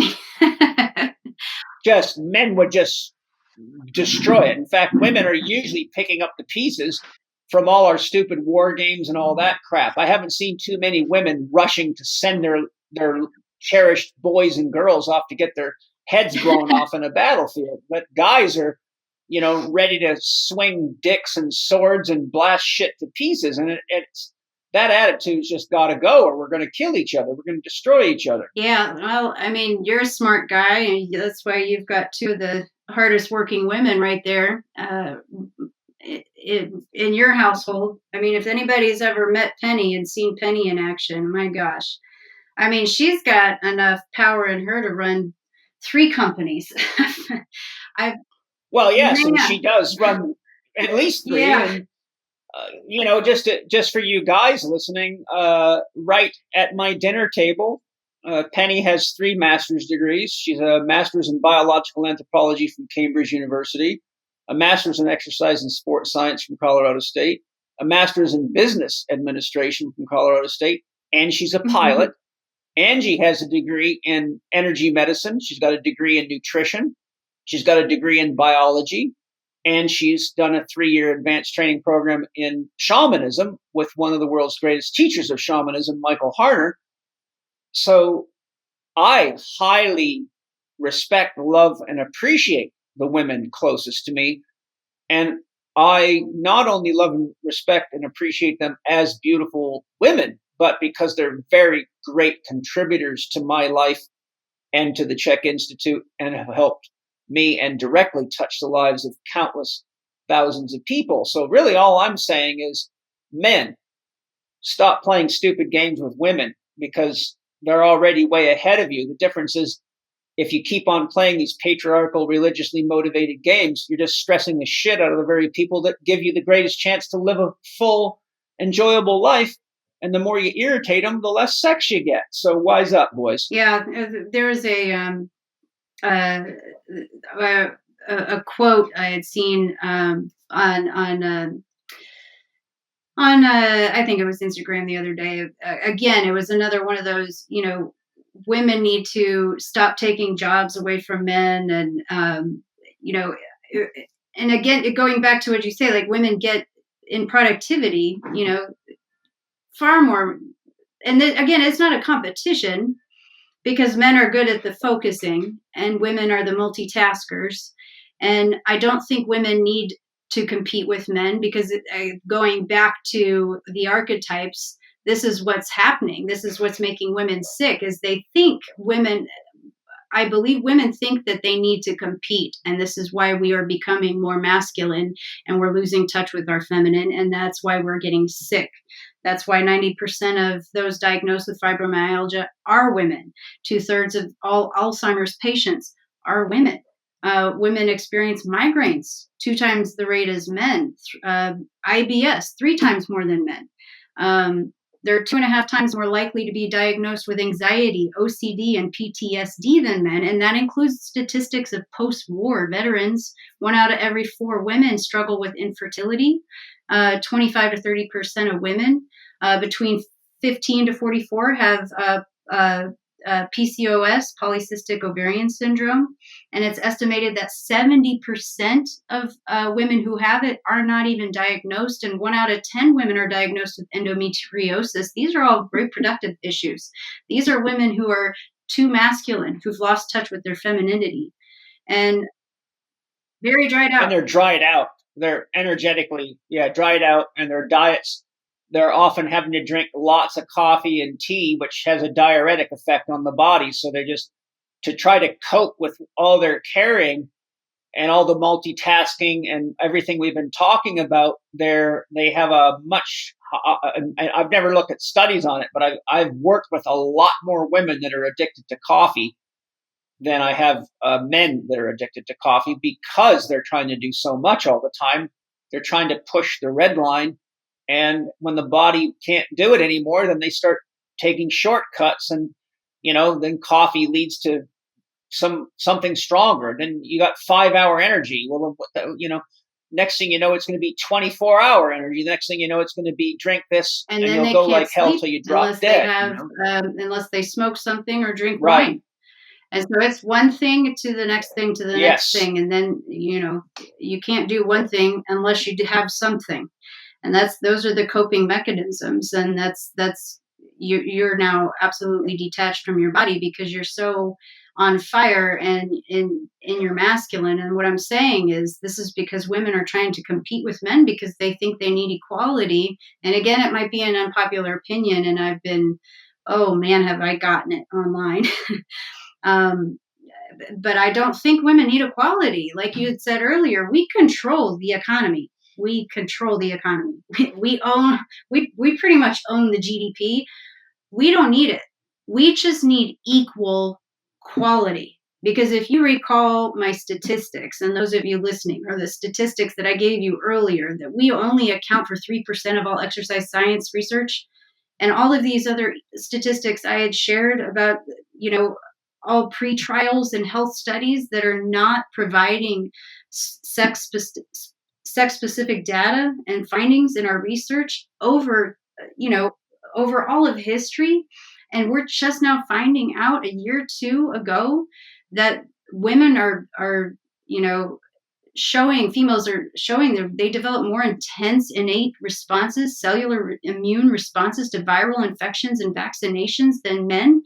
Like we've got some serious catching up to do for women and providing them care and how we look at them, how we study them, how we coach them, evaluate them, assess them, and how we provide them with the programming and the health care that they need, because we are down to a cellular level different than men. To a cellular level. And I'm not saying men don't have very specific needs, because they do, and they've got their own problems as well, right? But women are so specifically different, and in every system of the body, we have different responses and reactions to different stimulus and stresses that every coach and provider that works with a woman, and every partner to a woman needs to understand these things, because men don't have hormones like women do. And they don't reproduce and provide life like women do, and bleed like women do. And speaking of which, when we are exposed to certain stresses, that doesn't just affect our cortisol or our adrenal glands. It affects our hormone cycles. And our hormone cycles, it's not just like you bleed once a month. I had a partner I worked with. I was talking about, not Alex, but years and years ago, I owned a gym with.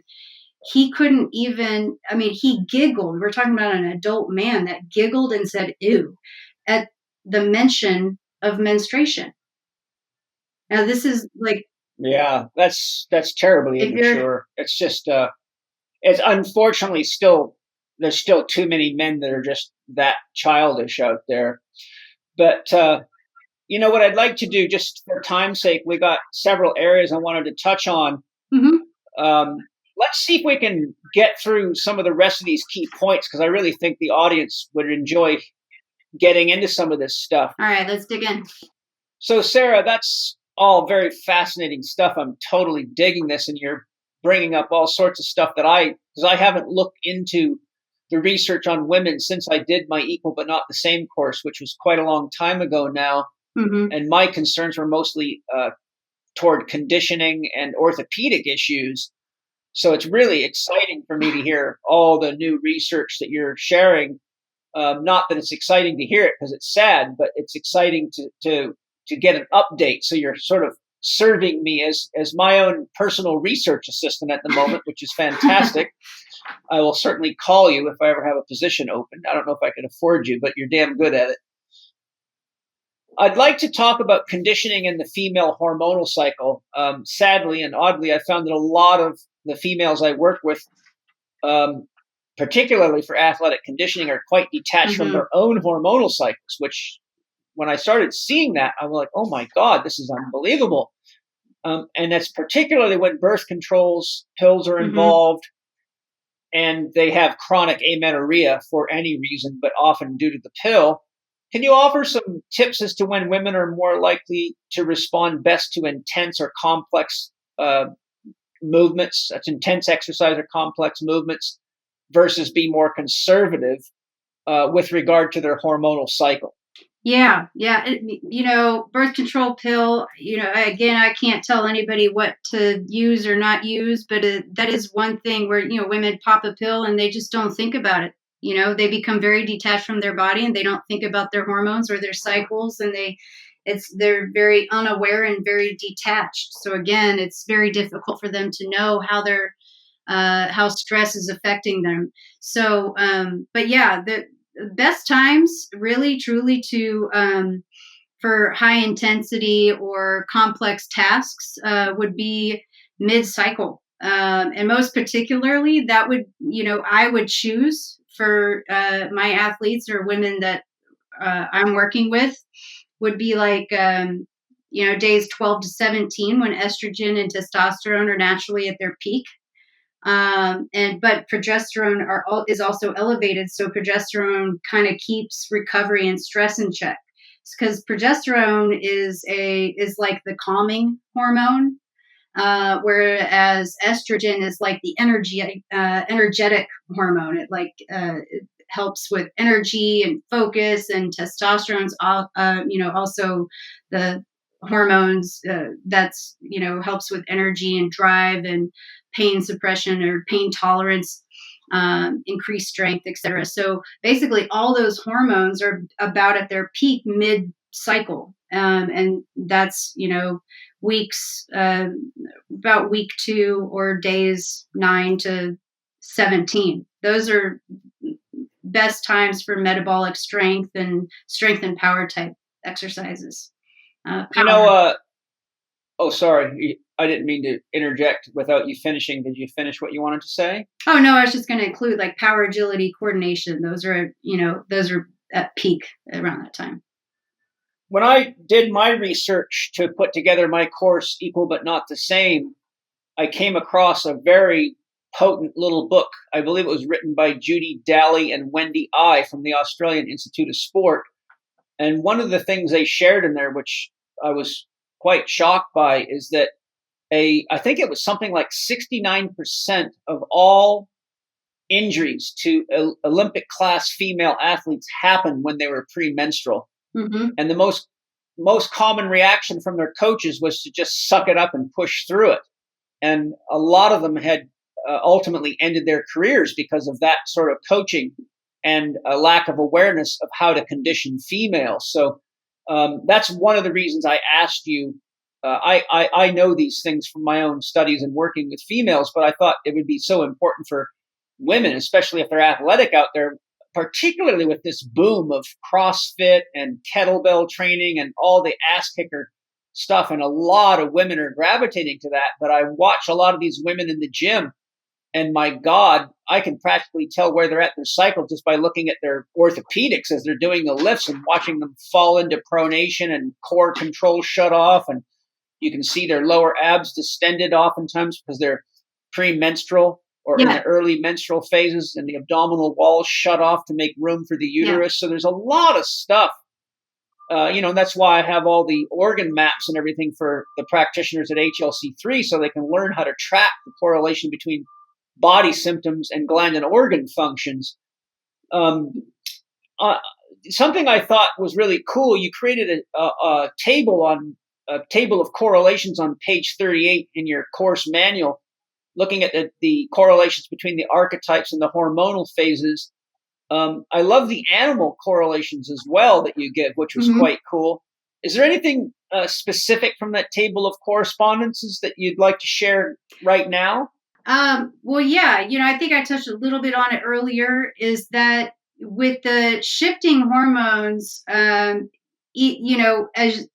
through each phase and of the cycle of a woman's cycle, each hormone will kind of ignite one particular archetype to sort of dominate or reveal itself. And I think identifying with one archetype through each phase of the cycle helps a woman to become more aware with her body. So it's not a way to say you need to be the maiden, right, in phase 2. It's more of a way to help a woman identify with and become more aware with her body, because in phase 2, you're coming out of menstruation. You're coming out of your bleed days. So your energy is increasing. You're feeling a bit better about yourself. You're feeling a bit more energized. You're feeling more yourself, right? And so you're emerging. And so you do feel more youthful, more confident, more pure, because you've exited the menstruation, the bleed days. And so it's just a way to personify each phase of the cycle and put a character to each one to help you really identify and become more aware with each one. And really mid-cycle, we were just talking about, you have the most energy. Mid-cycle, all hormones are jacked up. They're at their peak. You have increased glycogen, fat, protein, and electrolyte storage, increased stores in the liver, muscle tissue, energy, fat intake. So you're going to have more energy and pain tolerance. And so you're going to have the wild woman. She's going to want to hit the gym. She's going to want to complete more complex tasks and get stuff done.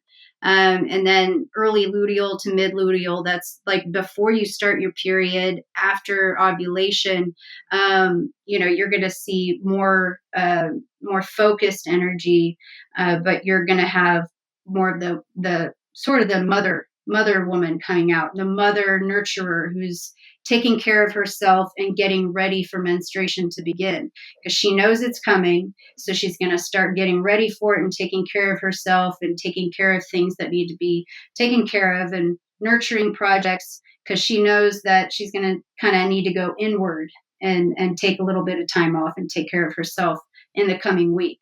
And that's when wise woman comes in, because the wise woman knows it's time to go inward. It's time to slow it down. And so that's how I kind of personified each phase of the cycle in that way. And another thing about the chart is this is for an average 28-day cycle for a woman who's menstruating. So the way to follow it is if you have a erratic cycle, or you have a 32-day cycle, is to just, lengthen it or add days in between and follow it that way. It's not everybody has a 28-day cycle, or not every woman does. And I have in the course, after this section, there's some notes on menopause and premenopause. And in the advanced course, I get much further into premenopause and menopause, as well as women who are not getting their cycle, and women who have more reproductive health issues as well. I get much more into that. But be mindful when you're following this, even if you're on birth control or have an IUD or things like that, if you're not perfect to this chart, that's okay. Follow this if you want to regulate your hormones, because if you follow the natural patterns of it, eventually the body's going to follow. Just like eating right. If you eat right, if you go to sleep at, if you follow your circadian rhythms, your body is going to start to adjust to that. Everything else starts to fall into place. You drink enough water, your kidneys will be healthy, and you'll start to eliminate toxins from the body. So that's how this chart's going to work for you, and it's going to benefit you. And in terms of, early follicular and late luteal, that's like you were saying earlier, about CrossFit and women getting injured. You see even in some of the science that we do see about women, the inflammation from the uterus pulls away from muscle recruitment and lower abdominals. That's why you see women getting injured. Right before a woman starts her period to the first few days of a woman's period, that's the last time you want to be doing complex tasks or box jumps or reps against a clock. That's anytime I see a woman who's doing tasks like that, premenstrual or on her period, you're guaranteed to see an injury, because you need your core to stabilize the spine, first of all. And if you're on your period, it's that's just a recipe for injury right there. Yeah. A couple of things come to my mind. One, I think this chart is absolutely essential for any male that coaches females, that conditions them, that's a doctor or therapist, because not only does it give you all the information we're talking about, but it helps you understand the changes in behavior. Having, two wives and a life of experience with women, and a mother, and, being someone who's studied enough to sort of witness what's going on with women in relationship. When women's periods harmonize, most men know when to stay out of the office as a sort of a kind of a running thing. It's like, okay, they're all, it's that time. Be careful what you say or do in the office right now. But, there's differences in personality. So a woman who's in her mid-cycle, 12 to 17, can be much more aggressive when you're coaching them, or much more resistant to new ideas because they're more masculine in their expression of themselves. But then there's times when they're much more likely to be very sensitive emotionally. So you say something that might just be not intended to be criticism, but it can be taken much more deeply and be much more emotionally hurtful. And you might have addressed the same issue a few weeks ago, but it had been in a different phase of her cycle, and she could have responded very, very differently. So I think that men having that awareness would be very, very helpful as coaches, therapists, trainers, etc.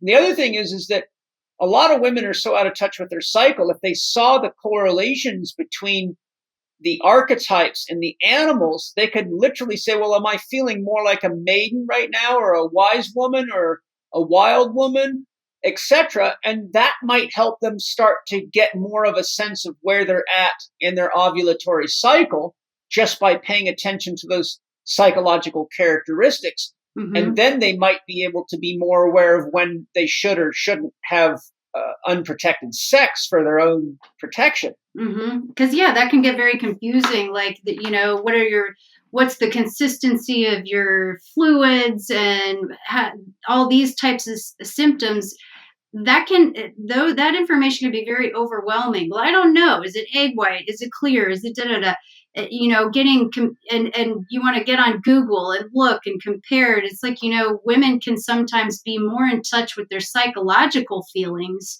but be very confused when it comes to physical stuff, or looking at the cervical fluids, and they second guess all that information. You put a personification to something, of their psychological or emotional changes, that can help really solidify those things and really make it a bit easier. So I really like how I put that chart together.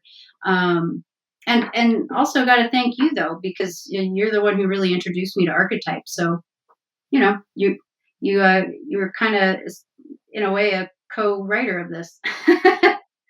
Well, I have to share the woman in me.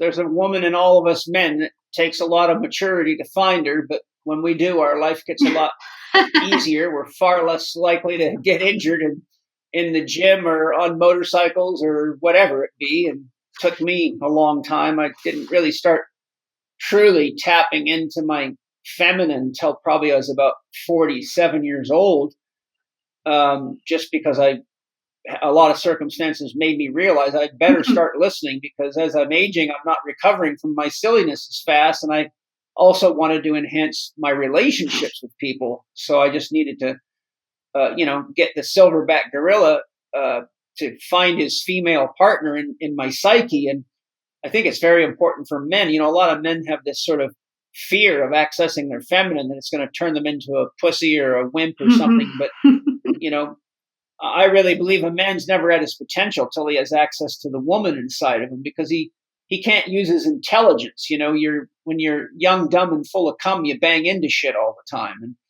And, all the things that you've just been highlighting about the amazing differences between men and women, if a man can find the feminine in himself, he can start accessing some of those gifts that are in us, because a man has every one of the hormones that a woman does, just in much smaller amounts. So even hormonally, if you elevate estrogens in a men, they'll start growing breasts. I mean, we're not that far off. It's just the ratios, and hormones are wickedly powerful chemicals. So it doesn't take that much of a change in hormones to really bring a lot of woman out of a man, but it also just takes a little effort and awareness to say, well, what are the qualities about women that if I had more of would make me a healthier male in relationships and more responsible for myself, my own body, my own healing, etc. So I think, when I talk to men, and I work with a lot of aggressive young male elite athletes, initially they don't get it. But what I do is I take them out into the gym, and I actually take them through exercises and things to show them how to access the feminine. When they actually realize how it can enhance their training, they're very interested. Mm-hmm. But oftentimes it's just the word feminine that throws them for a loop. I noticed in your listing of your physiological stressors that you had the physical, chemical, electromagnetic, psychic or mental, and nutritional, but you didn't include the thermal. I was just curious why you didn't include the thermal in your course. Could you share a little bit on that? Yeah, so in HLC we learn about the six the six stressors, and thermal's one of them. But in this course, for the sake of this course, I kind of had to, water a lot of things down, and save some information for the advanced course, because I've been compiling a lot of my research since 2011, 2012. And there was just so much stuff that if we just put all of it out there all at once, it would have just been way too overwhelming. And so for the sake of, taking out thermal, I chose that to be one of them, because I believe, all women really, truly are too hot. And based on the 5 stressors that really are causing inflammation and do cause inflammation daily. it's those cause thermal stress. Those create thermal stress in women. And as an introductory, if we can address those 5 stressors on women and kind of work on, the endocrine disruptors and the nutritional stress and electromagnetic stress and physical stress and all those 5 stressors, and get that inflammation down, and then get into the advanced version of this and start talking about thermal stresses and how that can actually be too cool, too hot. And actually, when women become too cool, um, from as we had discussed before we got on here, from being too hot for too long, when our body can't even regulate its own temperature for too long, I just felt that was gonna take us down another rabbit hole that would be a bit too complicated for this course being an introductory. I feel like this course was a bit uh, high level as an introductory as it is. So I really wanted to keep it simple and basic, and give women and coaches and practitioners something to work with, that they could give clients, and women themselves something to work with, that would make the biggest impact right then and there, to start. So, yeah, the fire element is alive and well in 99% of women. Yeah, the thing it is a very comprehensive course, but one of the things that I would say for the listeners is that it has a lot of excellent tables and diagrams. So even though it's comprehensive, the way you've presented it, I found very easy to follow. I don't think most people, even if they don't have a significant background in anatomy or physiology, I think anybody that's got a genuine interest in how to work with women, or women that want to know more about themselves, or men that want to know more about women, can get a lot out of it, because there's something in there for everybody at their own level. Mm-hmm. And the diagrams and the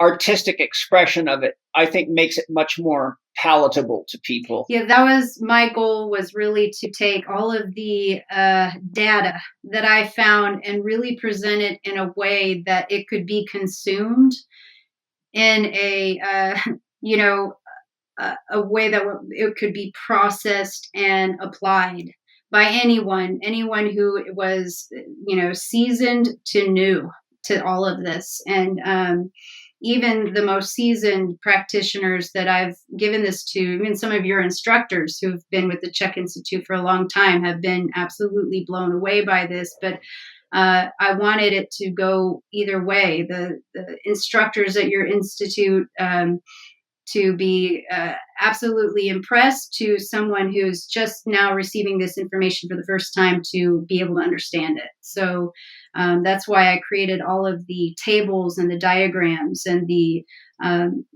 imagery, as well as the information, to take it from research and science into actual good English language. Yeah, well, thank you. One of the things I wanted to touch on is, having assessed countless thousands of males and females' breathing patterns, I would say that I don't see much difference. If I had to say, okay, if I could go back for all the countless thousands of people whose breathing patterns I've assessed and tally up how many men had breathing pattern dysfunctions versus women, I'd probably guess it would be about equal. Mm-hmm. But I'm wondering what your thoughts are. I mean, I feel that any deficit in a female's breathing pattern comes at a greater cost than the same relative deficit in a male. I'm just curious as to what your thoughts, feelings, and observations in that regard are. Well, I would agree. Well, for a lot of various reasons. One is, as we discussed, we're the reproductive creators, and we, if we're talking about physiologically, we do have a longer torso, but a more narrow, rib cavity, as well as smaller waist and core angle. And so, in terms of taking that big breath, that's in itself, right? Like our diaphragms in terms of stress and chronic stress, we already have deactivated our diaphragms. But we also have, women tend to have the most caved in chest cavities. And that poses a big issue. And when it comes to opening that up, we just had a client here this weekend that she teaches breathing classes and had the most shallow breathing. And yet one of the first clients we've had that could almost pass a lower abdominal test. So yeah. But when she came here, the reason she had come here was this was a case of pelvic floor dysfunction. And immediately I'm thinking, okay, this has got to be, we definitely, number one, got to assess the breathing, because she had seen physical therapists and she was seeing a specialist, traveling long distances to see specialists. And of course, like, what the first step is going to be is a mesh implant. So this is a grave issue for women than it is, I'm not saying men are not experience issues from poor breathing mechanics, but what happens when women don't have the lumbopelvic control mechanisms in place is their organs prolapse, and then we are on the surgical table, being opened up yet again. And then there's so many problems with mesh implants and how all that stuff happens. And what I was able to find is like, okay, get your breathing in check. And she nearly passed the lower abdominal, which is almost unheard of. Like, I can almost not pass that. So that was impressive. Posture was okay. Actually, her pelvic tilt, she was at an 8 and a 10. But she had some forward head. Go through all the checklists. So guess what we found? She has a copper IUD. Oh boy, yeah. So she's turned her uterus into a radio signal receiver. Yeah. So copper is it conducts electricity and energy. It's a magnet for energy, and so what's happening is it's her uterus is becoming, interior and a 5G. It's a 5G phone tower, right? And so it's turning on top, like kind of like twisting, and it's pulling on top of the bladder and pushing the bladder down. It's twisted, and so there you go. That's something that not very many people would think. And she saw a specialist, an OBGYN specialist, who did all of these exams and said, yeah, you have a bit of a prolapse. It's, and we're going to put a mesh in you. So we're just going to put more crap in you instead of saying, hey, maybe we shouldn't take that metal out of your uterus and free that up. And so going back to breathing, yes, that it's so important, because women are just, we're having our body split in half and having metal shoved up into our twats, and we're having, when you think about even just to this very day, after we have 9 months of carrying and creating a human and gestating a human, and then having our body split in half, whether it's vaginally or through cesarean section, we get 2 days in a hospital, and we're sent off without even a prescription for pain medications. And we get one follow-up doctor appointment where they sit with you for 15, maybe 20 minutes and discuss, potentially prescribing antidepressants if you've got postpartum. They check any scars to make sure they're healing, and then they send you back on your way and say, go back to normal activities in 6 weeks. You don't get one mention of rehabilitation. No one. Yeah, no, it's sad. No one assesses the pelvic floor at all. No, regardless, you've absolutely had complete trauma to the pelvic floor muscles and organs and soft tissue and ligaments, and you don't get rehab nor any evaluation or assessment of the pelvic floor. And so, yes, breathing affects women incredibly because it's on the same neurological loop as the TVA, the multifidus, the pelvis, all the pelvic floor muscles. And you want to talk about having, lumbopelvic motor control and back problems and lumbar injuries are so common in women.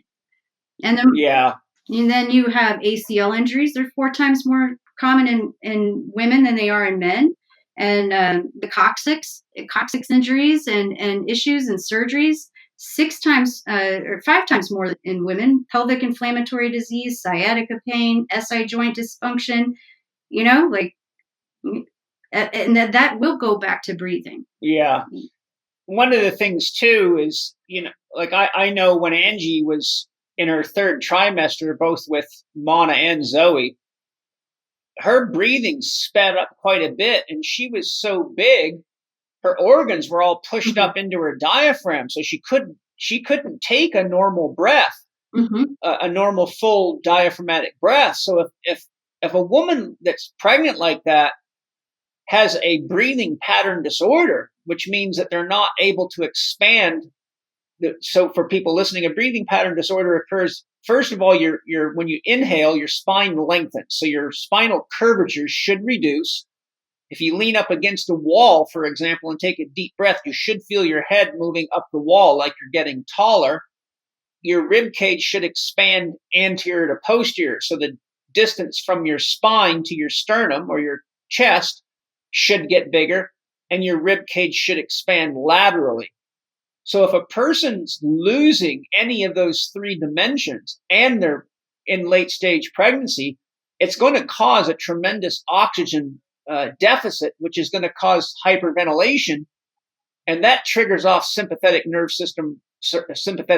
reactions, or the autonomic branch, the sympathetic branch. So there's a lot more fight or flight reactivity, which makes it harder for them to sleep. It makes them more emotional, more caged feeling, more stressed, and they can't really relax and wind down or get back to that sense of calm. So I think women being aware that breathing pattern disorders are very important. And I've had all sorts of people come to me that have been to breathing workshops all over the place. Even Wim Hof, as much as I love him, and I don't think he really looks at these issues orthopedically, so I'm not criticizing Wim Hof at all. But I've had people that have done, 3, 4 multi-day workshops and even gone and spent time with them that have come to me, even professional athletes, and they have serious breathing pattern disorders. And I'm like, well, it's great that you're learning to use your mind to handle cold water, but guess what? Your breathing pattern, your core physiological, mechanical aspects of how you breathe are not working well. And that is what you got to handle first. So it's kind of like a lot of people are going to breathing workshops these days, and they're kind of like basketball players that are learning how to slam dunk the ball before they even know how to dribble or even know the rules of the game, so to speak. Right. Yeah. And, this woman we're working with, and she's a strong athlete. I mean, absolutely strong. I mean, stronger than me. And she's, almost past this lower abdominal, and she's experiencing these health issues and seeing so, top notch, specialists who are on, 4 times across board certified specialists, top in their fields, and they have failed her. And it gets me fired up. It really gets me fired up. And well, now you know what I've been dealing with for my whole career. Yeah, absolutely. But that it does. It keeps you it keeps your nervous system, activated, fired up, and at that same time too, it keeps your pain receptors on alert. So you're feeling pain at a higher level and a more acute level than you would otherwise. And so, being pregnant, that's not when you want to be feeling pain even more either. You're already uncomfortable. And so, again, if you're working with women or you're a partner of a woman, it's something to think about. You get a, arthroscopic knee surgery these days, and you're given rehab, rehabilitation, physical therapy for an incision that's not even bigger than the tip of a pen sometimes. Yeah. And women are having their bodies literally split in half and leaving without even so much as pain medication and told to take Tylenol and return to normal activities at 6 weeks with no examination of the pelvic floor, no PT, no examination or evaluation of anything. And these women, one client said she was back to running the week after she gave birth. Yeah, sometimes though, women kind of pride themselves and get a bit masculine with how quick they can get their muscles back. And I was in the gym 2 days later doing this, and they talk about it like a badge of honor, like men talk about their bench press or how big their dicks are. So they do. Some of the women are sort of masculinized that way. The other thing, there's a couple of points I want to bring up. One, the Scandinavian countries have much better programs for helping pregnant women, caring for them, more time off, better evaluations. The Danish physiotherapists are the only ones in the world that I know of that are trained to do intrapelvic assessment and treatment. I've never seen any therapist from any other part of the world that was taught intrapelvic work. I was fortunate to be trained in intrapelvic work in my neuromuscular therapy training through the St. John Institute in 88. I finished my training in 89. But they had to stop doing it because of too many complaints from medical people saying that people shouldn't be doing it. Fortunately for me, I work with medical doctors, so as long as I had a prescription, but I've helped too many people to even think that failed in the medical system that had internal problems such as coccyx that were traumatized and immobilized, nerve adhesion, trigger points, scar tissue that hadn't been treated, and things like that. And the other thing is, I don't want to give people the impression I'm against medical doctors. I'm just against medical silliness of all types, just like I'm against religious silliness or phone and EM electromagnetic pollution silliness and corporate crap. The kind of stuff that we should all be paying attention to. And in fact, Angie and I were very, very blessed to find an incredible OBGYN by the name of Nathan Riley, who's truly holistic. He's very interested in the CHEK system. He's going through HLC training, and he's about to open his practice for consulting women worldwide with gynecological and any kind of issues of birth. And his name's Nathan Riley, MD. I don't think he's launched his practice yet, but if anybody's looking for a consultation with a highly skilled, highly holistic OBGYN, just email penny@paulchek.com and ask for his contact details, and I will connect you to him because he's going to begin coaching people at a distance. So there are good doctors out there, but they're like good mechanics and good dentists and good lawyers or good anything. You really got to look for them. Of my primal patterns, squat, lunge, bend, push, pull, twist, and gait, I'm curious, which of those patterns do you feel women need more awareness or more development on specifically, if you have any opinions in that regard?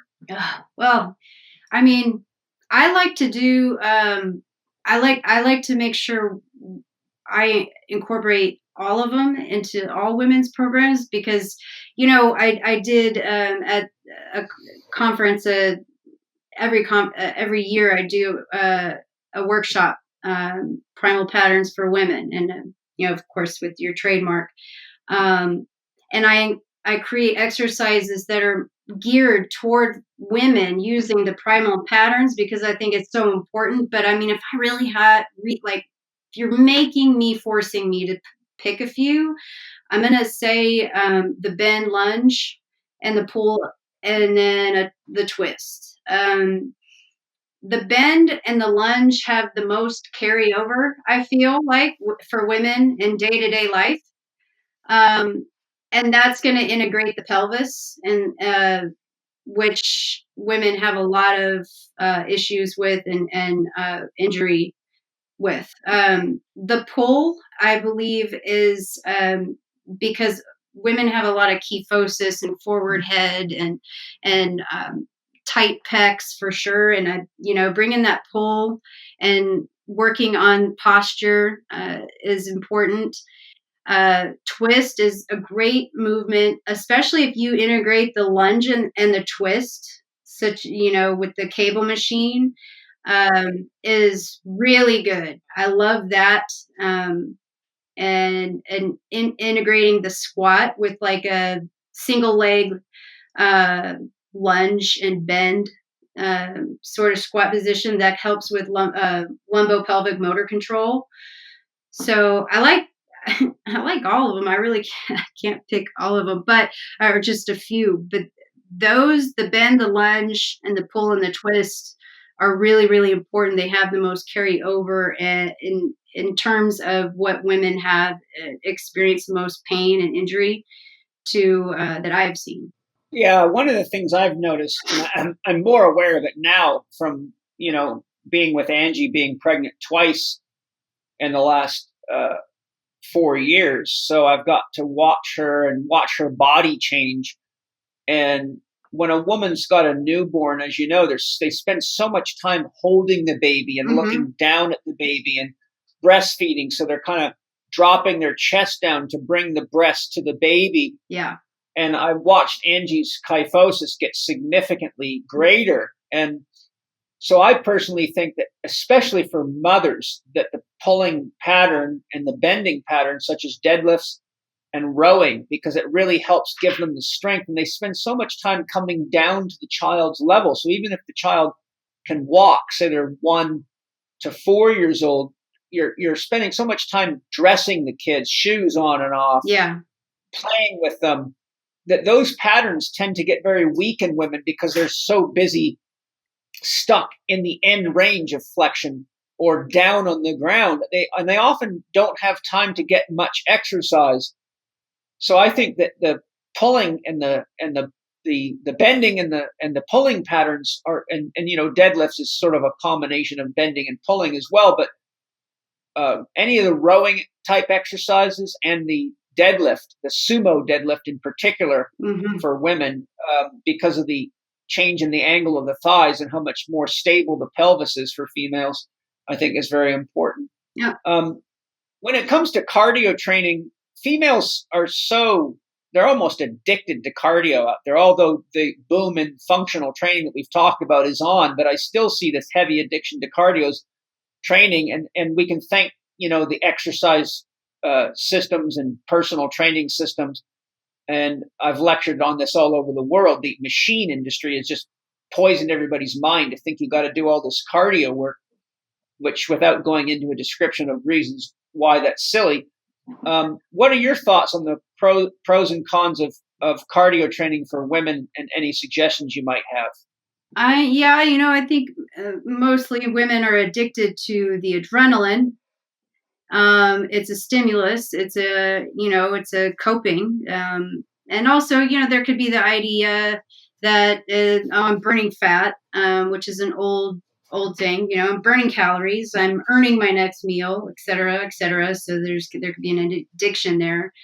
But also cardio could be good as well. So it's just about being smart with it. If when women want to do cardio, or if they just really don't like weight training, we'll figure it out, because I feel like, based on what the assessment is, what they like, what they don't like, what's important, my goal is to not burn her out. And if she, based on her physiological load, what can she do?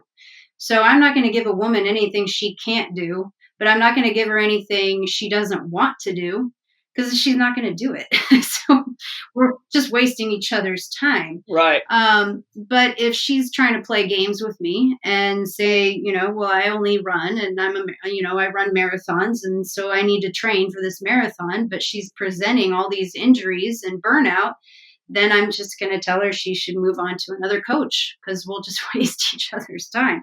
So cardio can be great, like if you've got adrenal burnout, or you've got some stuff going on, we can figure out high intensity interval training methods that'll make you feel like you have depleted yourself, but I could make it so that you've actually, meditated because I'll make it so that you can't think. So I could shut your mind off for a little bit and then you can think you did some cardio. Win-win. Or, we could do some high intensity interval resistance training. So you can think you did some cardio, but I can work your muscles. But again, it depends on physiological load and posture and training, what I need to, what areas of the body I need to avoid and what areas of the body I need to focus on. Also, something you taught me, which Paul, now I incorporate with pretty much every woman I work with, and the feedback I've had, not just with myself, but every woman I've applied this is amazing. You're going to have to put a name to it because I don't have a name to it. I don't know if you ever gave me a name to it, but it's basically it's zone exercises, it's zone breathing, but it's with resistance training. So you're literally you're lifting weights, but you're just lifting the amount of weight you can lift with only your breath. So you're just moving with your breath. So whatever weight that is that you can load by moving with your breath for 20 reps, that's what you're doing. And it is amazing. It may not be exciting and thrilling, but boy, are you going to have a hard time sitting on the toilet the next day. I guarantee it. And it really works you.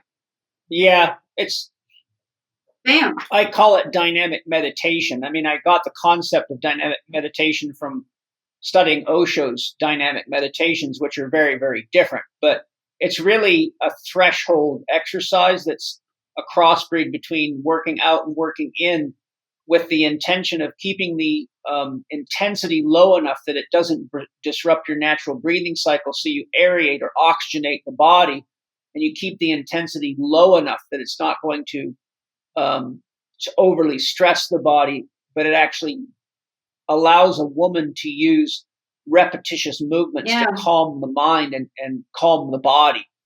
And it also allows women that are feeling burned out to still have a sense of connection to the gym and to weights, so they don't feel like they're just going to, their body's going to fall off and they're going to go from plum to prune overnight, because, the aesthetics is so much more important. But really, it's an introductory path into working in. The thing I found, and I talk about this in the CHEK training programs, is that a lot of people don't realize if you do 30 minutes of training on any cardio machine or running or any cardio exercise, you have 30 minutes of stimulus during which the adrenals will put cortisol out because they're under a load and the body's breaking tissue down. But if you go to the gym and lift weights for 30 minutes, you can only do about 10 sets. And so you're actually only getting about 6.5 to 8.5 minutes of total work time. So the total catabolic load in 30 minutes of weightlifting is a fraction of what it is with 30 minutes of cardio. So, and because so many women have weak bodies relative to what they need for postural support and just general, health and function, I've found that I have to take women off of a lot of the cardio or reduce it drastically and incorporate a combination of working in and weightlifting, specifically targeting the movement patterns that they need for orthopedic balance. So I was just asking that because I was curious. As you mentioned, so many women are just on fire. And if they're doing a lot of cardio, they're just going to stress the hell out of their adrenal glands, unless it's done at very low intensity, which it often isn't. If you use cardiovascular exercise for between 20 and 40 minutes at a low intensity level, so around 65 to 70% max heart rate, you can use that to stimulate the adrenal glands naturally. And that's a technique I use to get women off of coffee, is I have them monitor when they're having their coffee low. So say they cut the coffee out and they get a real low around 11 o'clock, which is usually within a couple of hours when they first drink coffee. And the most common afternoon low is around 3. I say, do your best to go jump on a stepper or a treadmill or something and try to get at least 20 minutes of low intensity cardio, and it'll actually override. Oftentimes it'll mostly knock out the symptoms of withdrawal from caffeine, and it allows the body to use its own internal mechanisms to stimulate the adrenal glands. And another great technique that's easy to do that works amazingly well is just jump in the coldest shower you can get. And and when, for some reason, women seem to have a lot more sensitivity to cold showers than men do. I don't know why they have that adverse reaction to cold. It could be just that the ones that I'm working with are already so low in vitality that just the ability to switch the thermoregulatory system so that they can push blood to the surface to warm their body seems arduous to them. Or they're so close to hypothyroidism that their body's already going cold, in which case I don't encourage too much cold exposure because I don't want them to get sick. But the power of just cold showers and cold baths to stimulate the adrenals naturally, I would rather see them doing that than burning themselves out with and a lot of women use cardio to sort of manage their stress. So they get on it and it's like they're at war with that thing, trying to, wear the machine out. Yeah. And so they're running away from something. They're running from something. Yeah. And that's what I call it. But I overall, I haven't really I've only had one client I've had a hard time eliminating cardio, which is surprising because, I have a lot of practitioners who send me their most complicated cases. And overall, I've only had one client who's been stubborn about getting off of cardio. Only one. And I've had several who've argued with me on this. And the form of cardio I use is either hit a couple of times a week at max if they're in the red zone. But I use zone exercises are cardio. Because, it's a lot of breath and focus. And when you're done, you feel like you've worked. You just haven't really, really worked. You haven't put your nervous system on that. You haven't hit that side of the switchboard. You've stayed in the safe zone, but you feel like you've worked. And so I use zone exercises. It's very cardio. Invigorating. Yeah. It's more of an invigoration than I would say worked. Yeah. It's a work it's in. Really a work in. Yeah.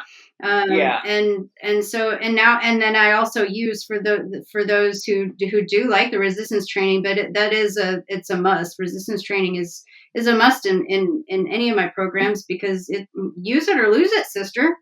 Like weight training is going to prevent things like osteoporosis, which most women are going to start developing once you hit premenopause and menopause, in the spine and in your hip joints, especially neck, wrists, ladies, it's going to hit you. And if you don't start weight training now, you're going to lose it.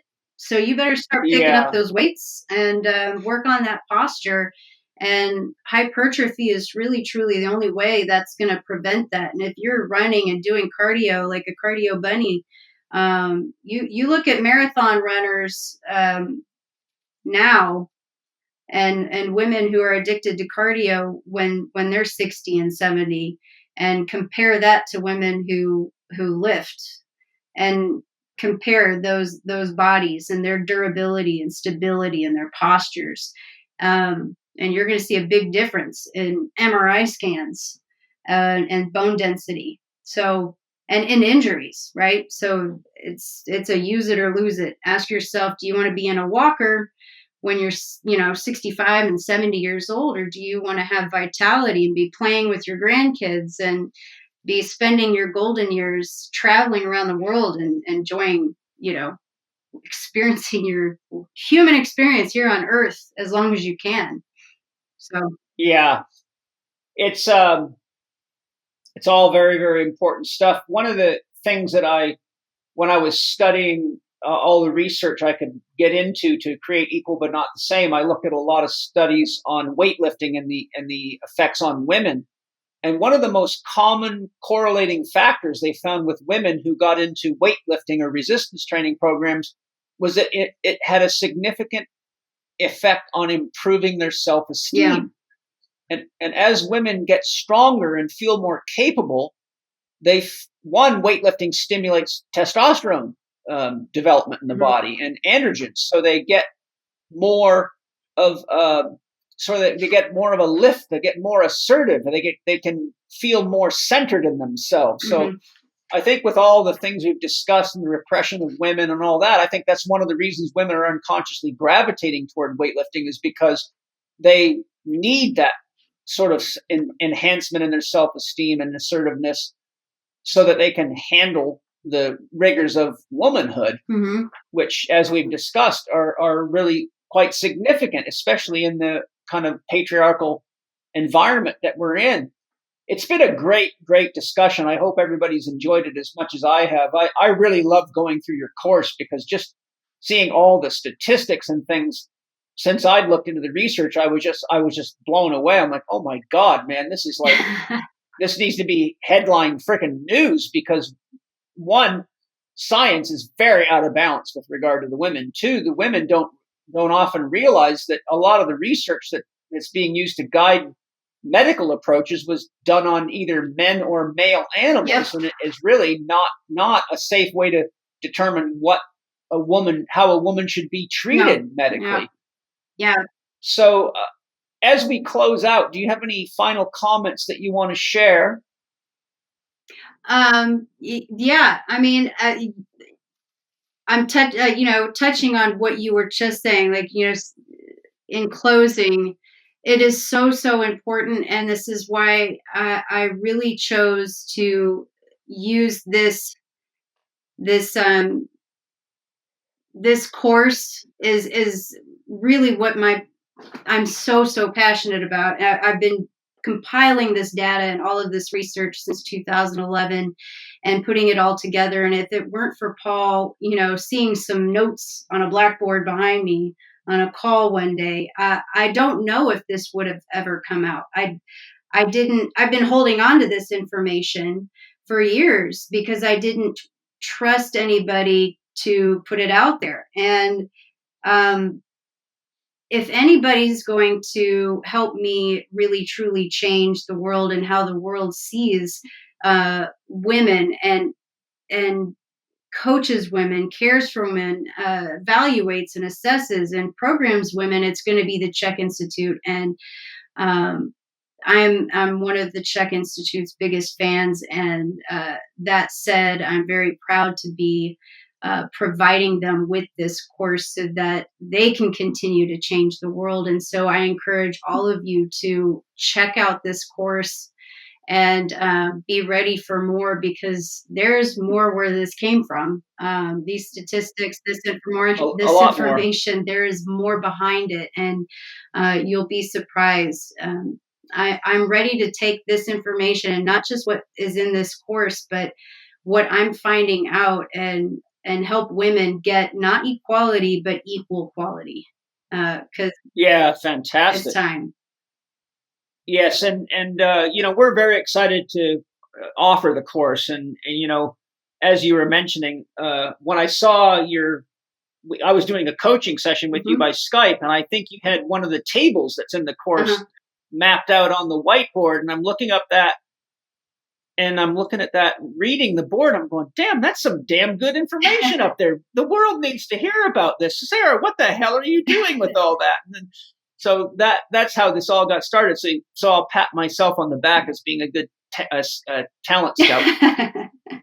But in closing, what offerings do you have regarding your services, products, or courses?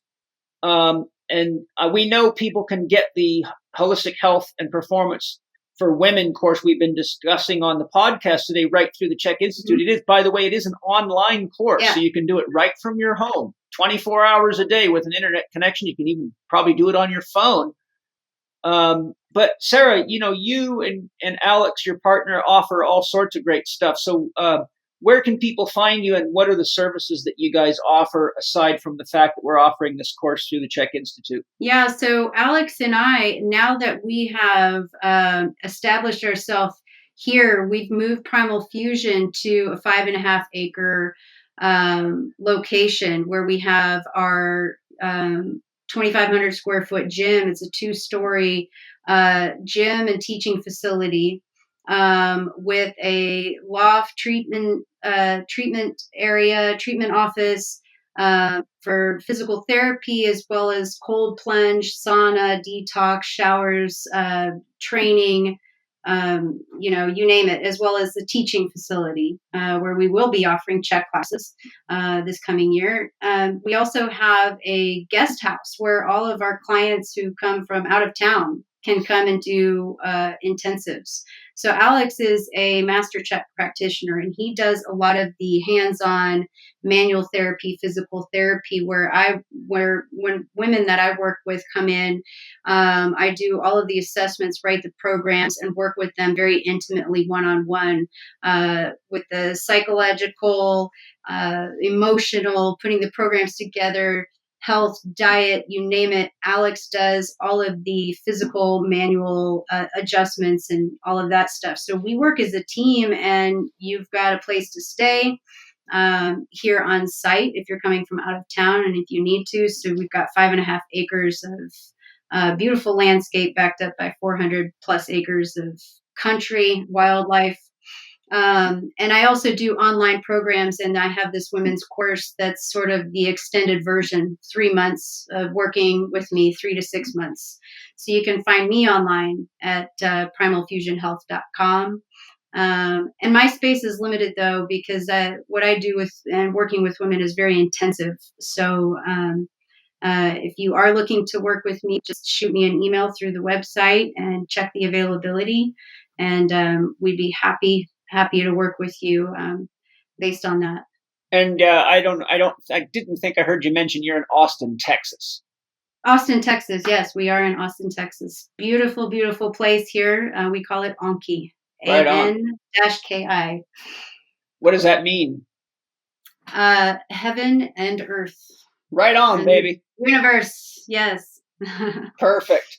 What a great interview. Thank you for all the work you've done, and thank you for all the work you've done on yourself. I've got to be witness to quite a journey and got to share in that with you and watch you learn and grow and go deep into yourself. And everything that we talked about, you and I have been through in your own personal life and in your coaching, from religious programming to archetypes to habits to structuring your schedule so you have sacred time for yourself. So I can tell all of you listening, she's not just teaching this academically. She has walked the path of fire. She is truly the wounded healer that healed herself and really can show you the ropes. So thank you, Sara, for all your passion and commitment and contribution to the CHEK Institute. And thank you to Alex as well, because I know he's loves and supports you and you him. So